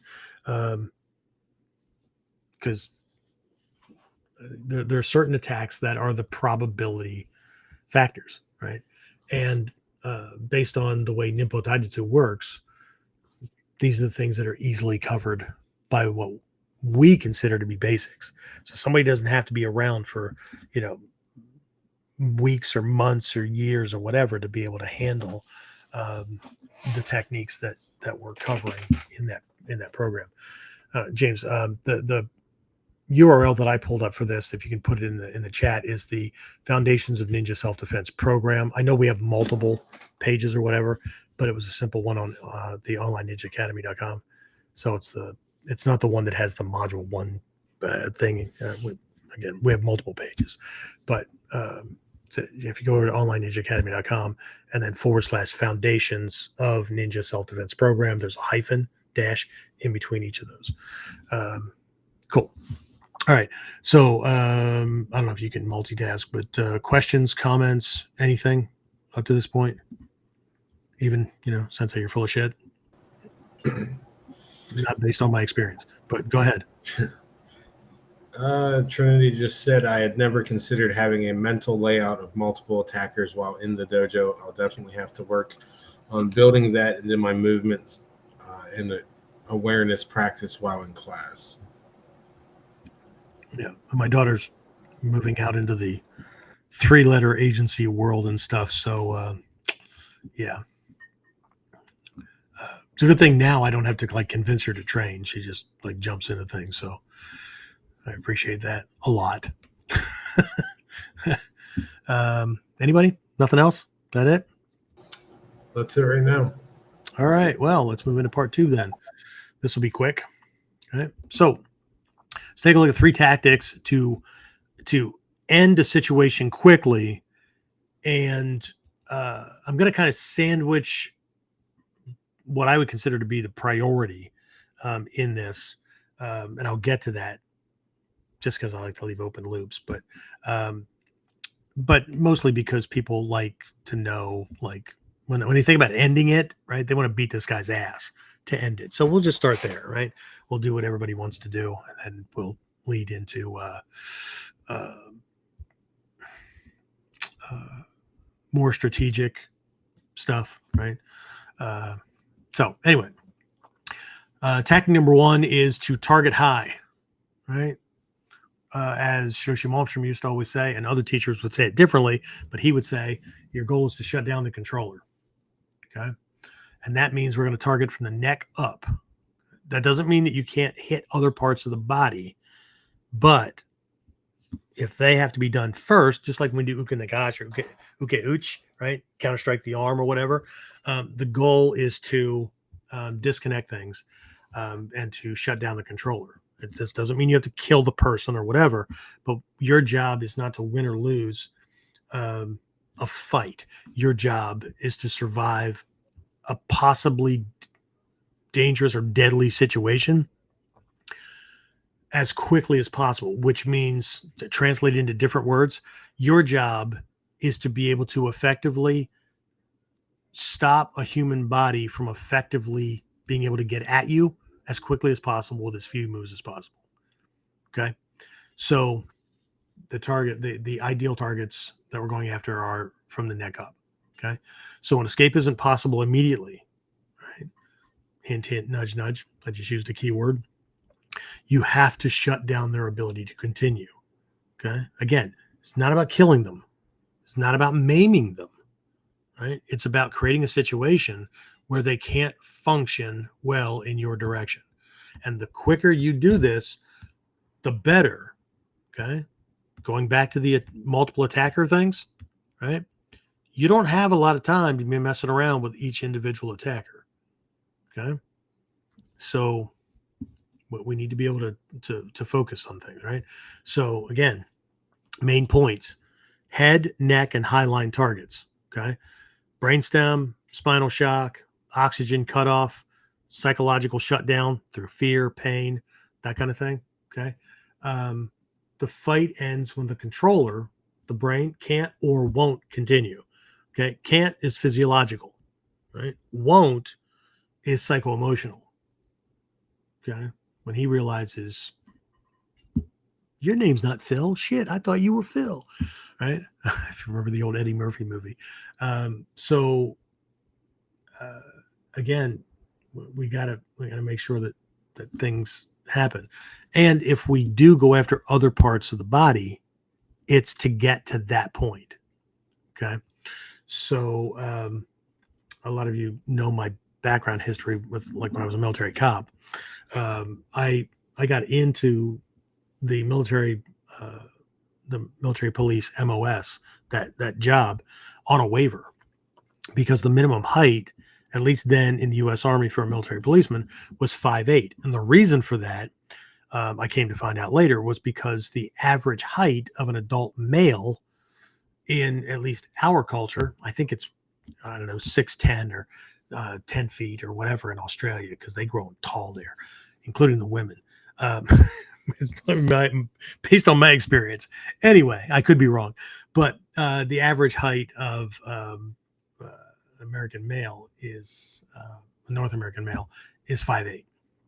So, right, and I'm 5'6" 3/4. Right, so I got in a waiver, which means I was the shortest military cop, no matter where I was stationed. Okay, and so I had to learn to do things much more strategically, also legally, right? Not crossing over to police brutality or things like that, right? And so one of the tools that I learned to become very, very adept at was a chokehold. Okay, legal chokehold that cut off the blood to the brain quickly. Okay, now a really good one cuts off oxygen and the blood, but there's a chokehold. When I first teach students, right, the goal for a chokehold is he's out in 7 to 11 seconds. Okay, but the way I was taught to do chokeholds in this art, right, you immediately get lightheaded, like as soon as the pressure is applied. Okay, it's pretty interesting. So for the beginner, right, 7 to 11 seconds, generally accepted across the board for most martial arts and self-defense. But when you get it right, as a teacher will look at you and go, I'm going to apply this. You need to be ready to tap out right away. And like the student is already dropping, he goes, I told you to tap. Well, they thought they had time. Okay. So you need to be able to shut it down quickly. Okay. And again, big key point here is the fight ends when the controller, his brain, right, can't or won't continue. Okay. So it's just a huge thing, right? And if we look at our kata from that perspective, right, you look at the Kyonapo, the Gyokoryu, some Sanden Kamai, so therefore the Sanden Kata, right? Ichimoji no Kata is a neutralization and a finish, right? Jumoji no Kata is an oh shit neutralization moved into, to disable them. You can finish with Ichimoji, with the Ichimoji finish or whatever finish you want to use, but that hit and then backing out to distract is I got Uke Nagash, I moved in to set him up for that finish, and that failed. So I need to be able to bail. Okay. Hichi no kata is it's Ichimonji no kata, but they either attack the legs or you things were hot and heavy, and I needed something other than the uke and the gash to open them up so I could move in and take things. So it's a variation on the theme. But if we look at these things and we look at most kata, 4 moves or less, right? There are kata that have more than that, but what they show is a neutralization on the part of the attacker or a what if, and then we get back on track and finish it from there. Okay. But we can look at these from that perspective and not just, I know that one. Well, fucking congratulations, right? Are you learning from them or are you stopping at learning them? Because the kata is not the lesson. The kata is the vehicle that's carrying the lessons. Okay. So you learn the kata so that you can extrapolate the lessons. Okay. So let's move into tactic number 2. Tactic number 2 is escape is the priority, not winning. Okay. I can't tell you the number of iterations that this has come out as, right? Your job is not to win, right? Your job is to not die, right? Your job is to not win. Your job is to make him an accomplice to his own ass kicking, right? It's all these mindsets away from this whole idea of winning and losing, right? One of the lessons from Hatsumi Sensei was if you're focused on winning and losing, you're helping yourself lose. Because you're going to create an anxiety loop and you're going to create a mental situation where you're going to do dumb things either because you're afraid of losing or because you've got this imperative need to win and it's causing certain things to fire, right? But if you focus on priorities, right, and in a self-defense survival situation, escape is the priority. To get the hell out, to go home. Hopefully without him being able to identify you so he doesn't hunt your ass down later. Okay. People don't train that way either. They train to the end of this thing and whoa, I won. Yeah, except that like who maybe didn't step in is going to remember your face, right? Now they're going to follow you home or whatever. If they can't get you, who can they get? Right? So this is not, we're not getting 15 minutes of fucking fame. I don't want to end up in the newspaper afterwards. Jeff Miller of Sunbury, Pennsylvania, owner of. Well, shit, right? You went from, now you got to look around a town to maybe spot me to, well, here's the school that he owns, or here's the company that he owns, or here's the, fuck you. No, right? But how many people are doing this so that they got bragging rights and everybody knows that they're a black belt or whatever. Okay. That's for the sport competitors, right? They want their 15 minutes of fame. They want to wear that belt, carry that trophy, right? Be in the limelight, get the big check, right? I want to go home, tuck my grandson into bed, right? Or invite the daughter over, whatever. Okay. It's not the same. Okay. I was I was considering really deep undercover work when I was a military cop, and what that meant was there were drugs circulating through my military police unit. What we came to find was that it was through the admin section.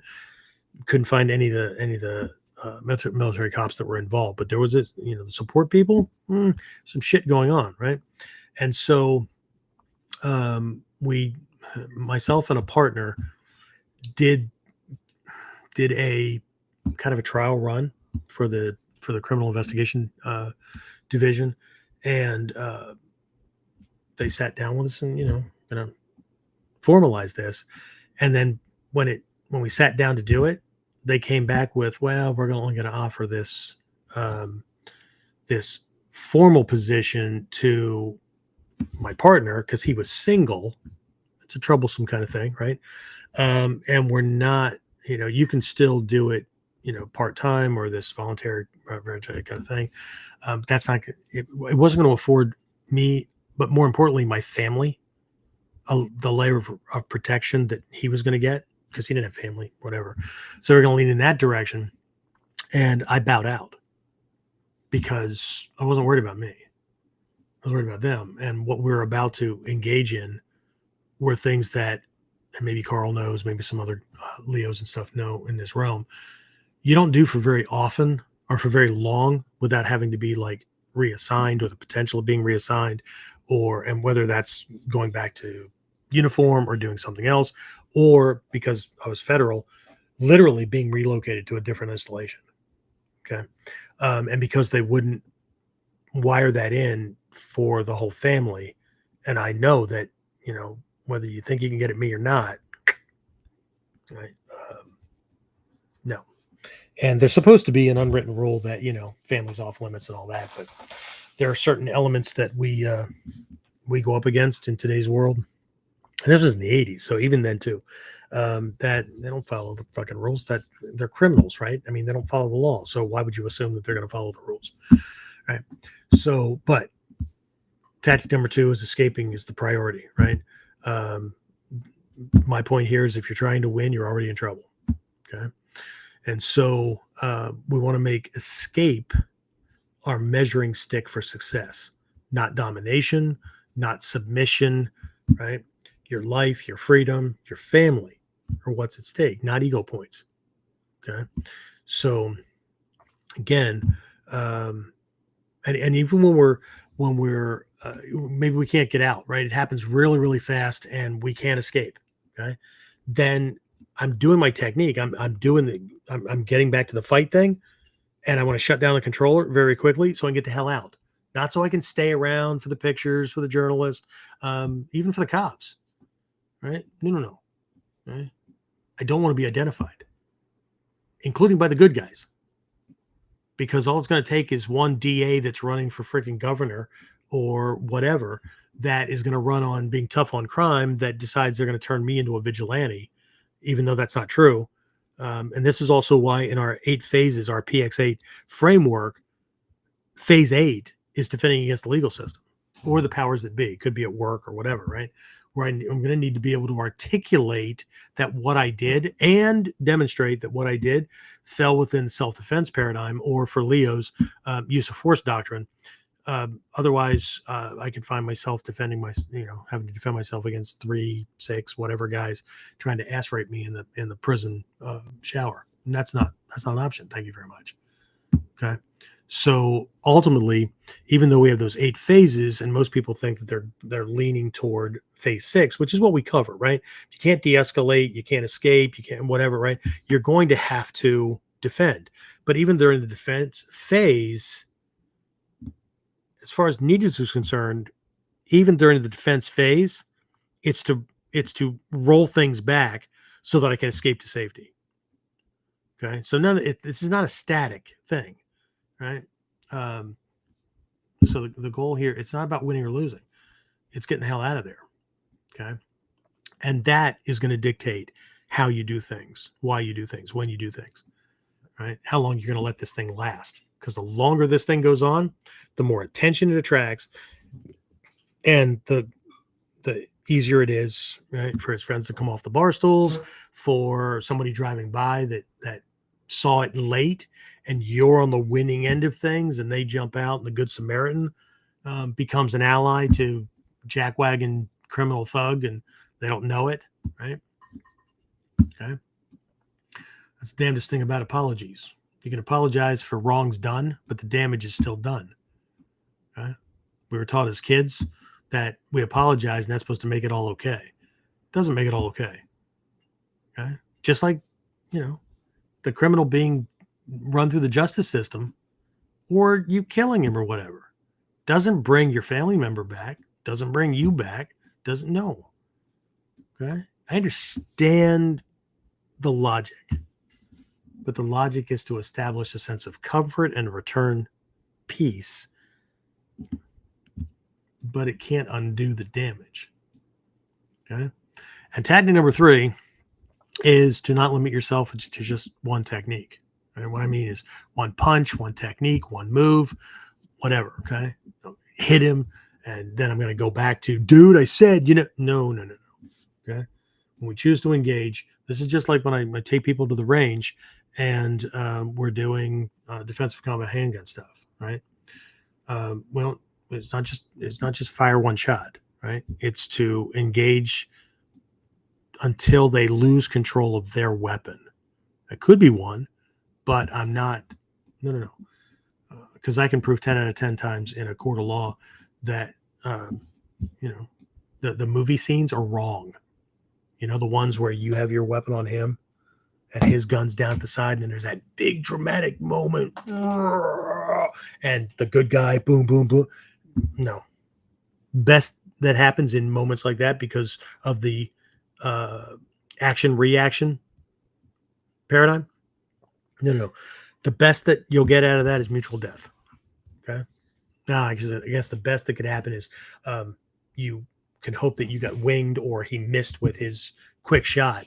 But I can prove 10 out of 10 times. And even if you're just saying bang, right? The guy have his gun down to the side. I've laid them in prone positions, laid on their back, spread eagled, all kinds of stuff. And the best that you get is mutual death. More often than not, the bad guy gets his off first. Okay. So we have to make sure that we're not delusionally conditioned by this movie shit. Because I don't know if you guys know this, but only in the Western world do movies typically have a happy ending. Because that's not fucking life. Okay. So real self-defense, real survival-based self-defense requires adaptive follow-up and flow, right? You just go until he drops. Okay. That's what makes Ichimon's no Kata an ideal. You're hitting Uka. The number of things that are right here when you hit that, or even back here, that cause the legs to go out and them to drop. This is not, I was watching a video the other day of this it's a stunt woman practicing headshots. And she was doing everything from like running to jumping to all kinds of cool things. Pop her head off to the side and just let her body go limp. And then she'd crash on the bags and stuff like that, right? The very last one was wrong. She's standing still and there's the headshot and then her body falls over this way. Bullshit. Okay. The head goes, but everything below that collapses. So she should have crumpled falling straight down. But even on the mats that were there, she'd have probably broken her neck. Okay. So she knocked her head off this way and then tumbled. Yeah, that's no. Okay. So we need to create that collapse where the body can't or whatever. We can't even hope that we're going to beat them into submission to where they back off. Okay. So we need to recognize that the first move opens the door. Okay. And then we don't stop walking through it until we're safe. Okay. So yes, be aware of, legal ramifications and things like that, but that comes out of training. Not only you start with being able to make the decision about a best shot in the moment. And then the more that you practice and the more Zanshin builds and grows to where you have a pre-existing like use of force kind of thing. So I don't have to kill him. I don't have to maim him, whatever, but I do have to disconnect things to the point where he can still want to get at me, but he can't. Okay. Or he can, but no, see, I don't want he can, but he chooses not to. What I want is he chooses not to, but can't anyway. Or no matter how much he wants to, he can't anyway. Okay. So we've had students.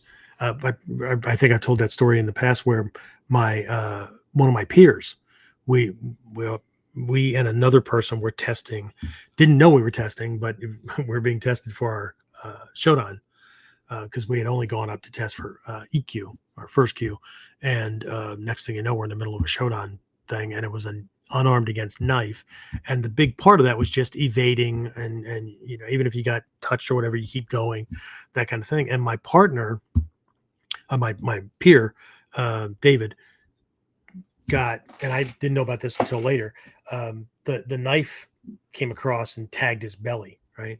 And immediately I'm dead, right? And then, my teacher said, no, keep going, whatever. But that was the moment that was one of the litmus tests where if that happens during a test, you could have had flying colors for the rest of the test.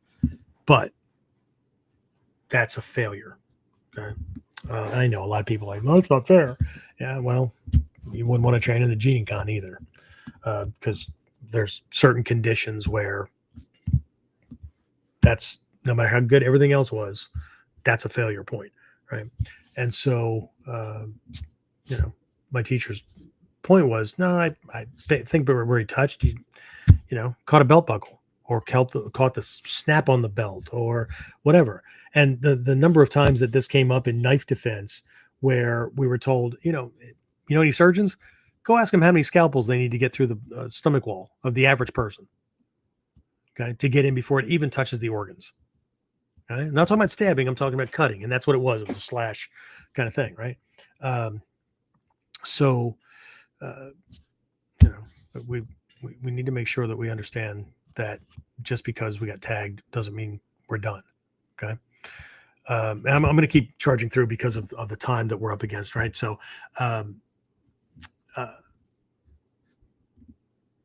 even if you're damaged, right, we still need to finish the thread, but, let's kind of roll this into just a quick thing here with, this idea of how real world readiness for us in my curriculum. And this is kind of a combination of two other teachers' curriculum, because other teachers that I work with didn't use any.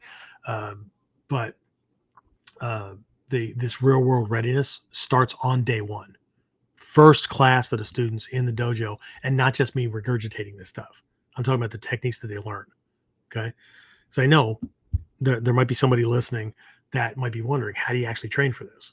Okay. What does it look like from day one? Okay. And here's how I teach it, right from a student's very first class. Okay. So key things to remember, and again, this is based on my observation, my experience. If yours is different, then fantastic. Okay. However, it's been my experience that most martial arts schools spend weeks or months teaching solo forms or teaching, from a kata kind of technique, step by step kind of thing, memorization, that kind of thing. The fighting stances or kamae, all these kind of things, right? Punching drills, kicking drills, and all that before a student ever learns what to do if someone swings at them or swings the way they would on the street, right? Jabs, a grab before it's a punch, those kind of things. Or the training it's not so systematic, right? It's kind of random, whatever the teacher feels like working on that day, right? So it's more about their training or their preferences than student growth, right? So, but if we were to do that way, that's like giving somebody a helmet and a rule book and then expecting them to jump on a motorcycle and be able to ride it without ever sitting on one and learning how the different parts work. Okay. Just not the same. Okay. So my approach tends to be different, right? I use step-by-step learning, right? Like kata, right? But I treat them like they're loaded with training wheels. Okay. These things are meant to come off. I mentioned that in the past. Okay. So in a student's very first class, and any of my students that are listening to this are going to recognize this, and it's only slightly tweaked for the youth. Okay. I'm not going to talk about the youth for the moment. I'm going to talk about the adults. Okay. So in that very first class, my students learn, and then next class or the class after have to demonstrate a very small set of high probability defensive actions. Okay. Not designed for choreography, not designed for style, not designed because this is officially Ninpo Taijutsu or whatever. It's designed, one, for survival, and two, it's designed around the idea that student needs to walk out of that very first class with at least something that could give them an advantage should they be attacked. This is self-defense. This is not Fight Club or whatever, where we're going to sign up for tournaments when the teacher says it's okay, or we're going, no. We don't know when that's going to happen. So my students need to have workable things for day one. Okay. Simple, but effective based on probability. statistical probabilities of what they're probably going to be up against. And that includes hook punches, jabs, right? And the possibility that something more aggressive might come at them. Okay. So, quick list. Very first class. Okay. Or within the first two classes, because this normally gets broken up in between two classes, right? But within those two classes, a student is going to learn what we call a Shizen high block. So it's an uke uch from Shizen, right? Because I've had people in the past tell me that's not in Bujinkan Taijutsu. That I have to set them straight because it's not there, right? Just because it's not what people gravitate to or do as the official system or style doesn't make it true, right? So what we're looking at is person's a Shizen, and from right there, hook punch comes in, and they can stop this. And they're also taught that when they understand the natural way to do it, they should be able to do this against somebody 2.5 times their size, and they can do it on 1 foot without being knocked over, and the other person feels like they just slammed their forearm into a tree limb. Okay, but very first one, it's done that way, and the reason for this is, one, you got a natural flinch style block kind of thing that protects the brain, right? Buys a split second to move. But the biggest reason for this and what they're taught is we prefer to avoid, we prefer to evade. But new students don't have a lot of skill sets yet. And even upper level black belts may be caught in a situation where they don't have the space to move or the time to move. It's a blindsided kind of thing. So we need something that buys a split second. So here's this thing. Protect our controller before we worry about his. Okay. Second technique is what we call, in Japanese, we could call it chitobi, a ground leap or leaping to the ground. We call it a bunny drop. It's it's not a direct translation. It's just something that makes it easy for people to remember, but it's a hook evasion or somebody swinging. They could be swinging a pipe, baseball bat, hook punch, taekwondo, roundhouse kick, something like that, right? And so it's a drop below it, and then they can go to kamae or they can bail, run, whatever, right? So it's a quick, instinctual, low-profile body drop, right, to get away from this circular kind of an attack, to evade, reposition, or just beat feet and get the hell out of there when they're trapped or pressured. Okay, so if they have the wherewithal, they can bring up that arm. As another option, they can just drop below this damn thing and then get out. Later on, they can learn how to attack the legs, the groin, or whatever from under there. But the whole idea here, first off, is evasion. Okay, so next thing they learn is hiro no kamae. Before they learn, I mean, they learn Shizen, they learn that this standing in a natural position is Shizen, but before they learn how to use it, other than that block, because I don't want to overwhelm them, I teach them hiro no kamae, okay? Because I want to convey to them the realm of de-escalation, but also being ready should the person decide to attack, right? And then there's some other little flanking and disappearing kind of things that go in there. But this is all wrapped around the idea of like a matador's cape, right? Like a bullfighter, their cape, or the door that, that somebody's going to kick in a comedy movie. And just before they kick it in, right, it's taken away. But before we even get to that, right, hiro no kamae is taught as a ready position so that we can, again, not aggressive, but it's centered, it's calm, but it's alert, that kind of thing. It's all centered around de-escalation, because I want to start a student off understanding that kamae is also a study in body language. Okay. And for most martial arts and most self-defense, a ready position looks like this. Okay. But what I do is I position myself this way, and I say, what I was taught when I was taught these things was I position myself this way, and then I look at the person and say, look, I don't want to fight. Okay, back off. Okay. And I ask them, if I say from this position, do I want to fight? Right. And then I ask them, Do you believe me? 98.8% of people, right, immediately go, no. Well, why don't you believe me? I said I don't want to fight. Yeah, I know. I said I get it. I know what my words are saying, but to his lower mammalian and reptilian functions, right? I'm saying I don't want to fight. He's hearing wah wah wah wah wah wah wah, and what he's seeing is, so I'm more likely to escalate a situation, even though I'm saying I don't want to fight. But if I take up a hira and I'm pulling away, I'm opening things up, got my hands out here, palms are flat, fingers are flared open and whatnot, and I'm saying I don't want to fight. Well, either I have to be some kind of freaking idiot because I just opened everything up, or I'm serious and I look like I'm in a surrender position. Okay. I'm more likely to be believed to de-escalate, but at the same time, I've put myself in a position that's very strategically advantageous. Okay. And so I tell them, I'll teach them about why the hands are way out here and not here later, because it has to do with hiding things and sneaking things into blind spots and things like that during the evasion. But what I'm doing is I'm sneaking my feet. I'll ask them, right? Where's a bad guy probably going to try to hit me or stab me or whatever? And they'll name head or maybe the throat or the chest or the gut or kick me in the groin or whatever. Okay, great. Okay. So just to be clear, he's not going to try to attack me over here.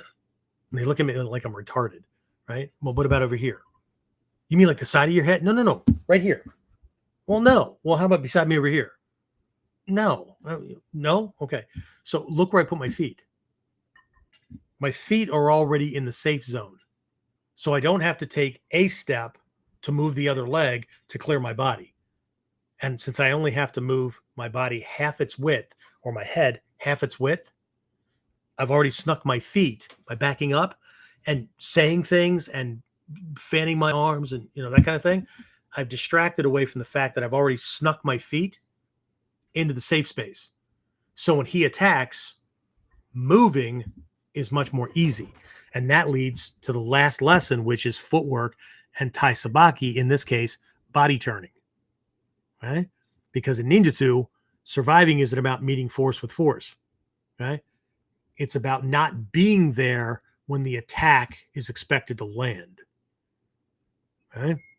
So what I do over the course of a class or two is give somebody something that, and then within the second class, third class kind of thing, if they've learned these things and they've practiced them, they earn their white belt.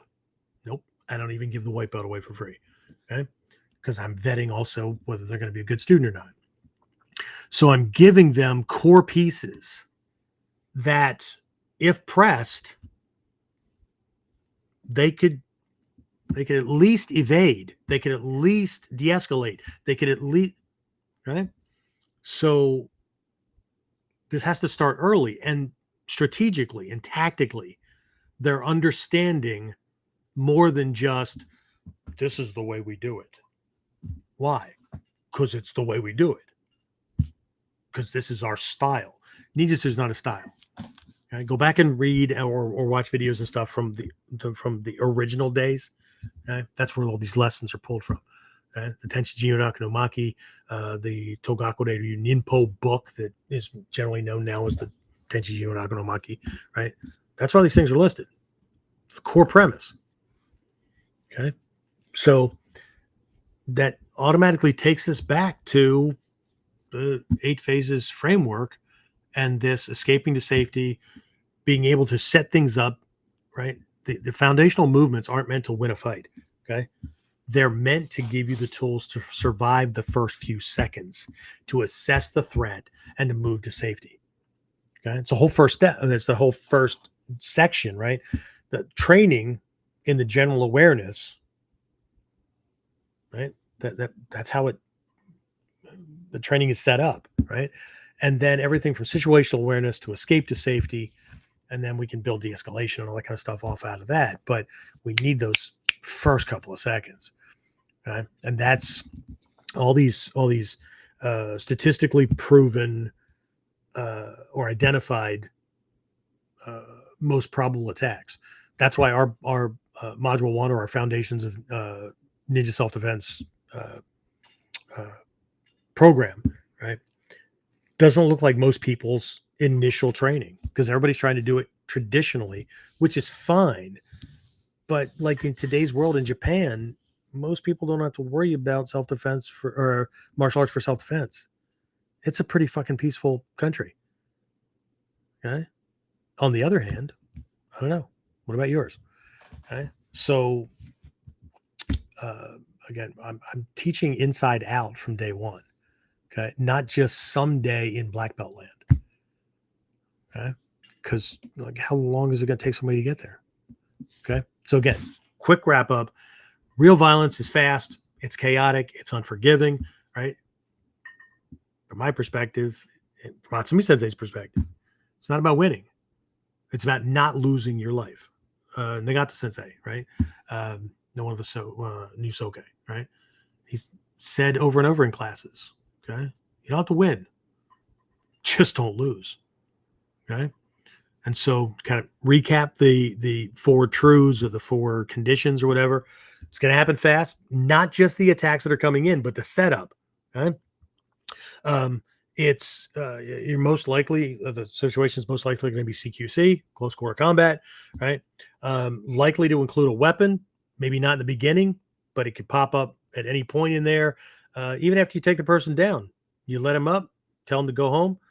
Nothing to say he doesn't go to his vehicle, grab a bat, grab a pipe, grab a gun, whatever, come back, right? Because he's gonna win, right?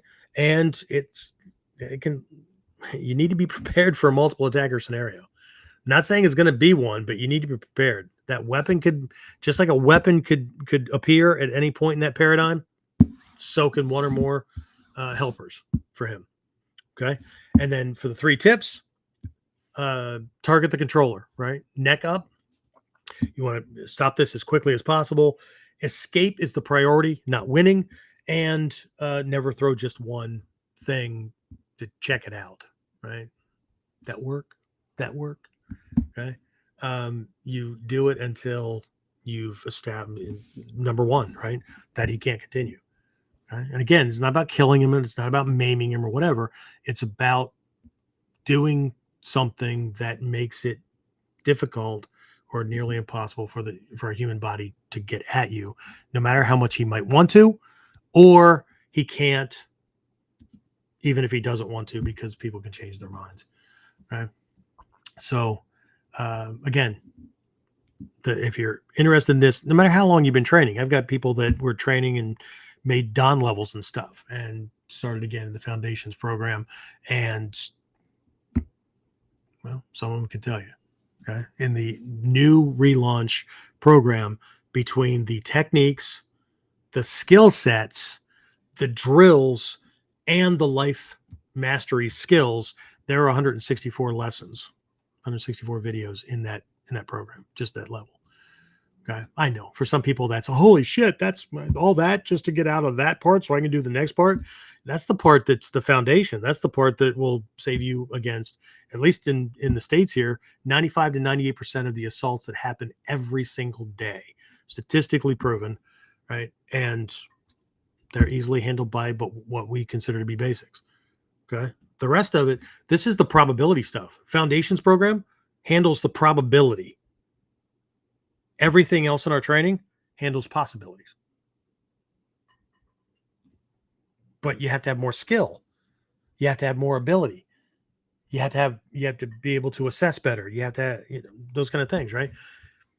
Probability should come first. What are you most likely to be attacked with and by?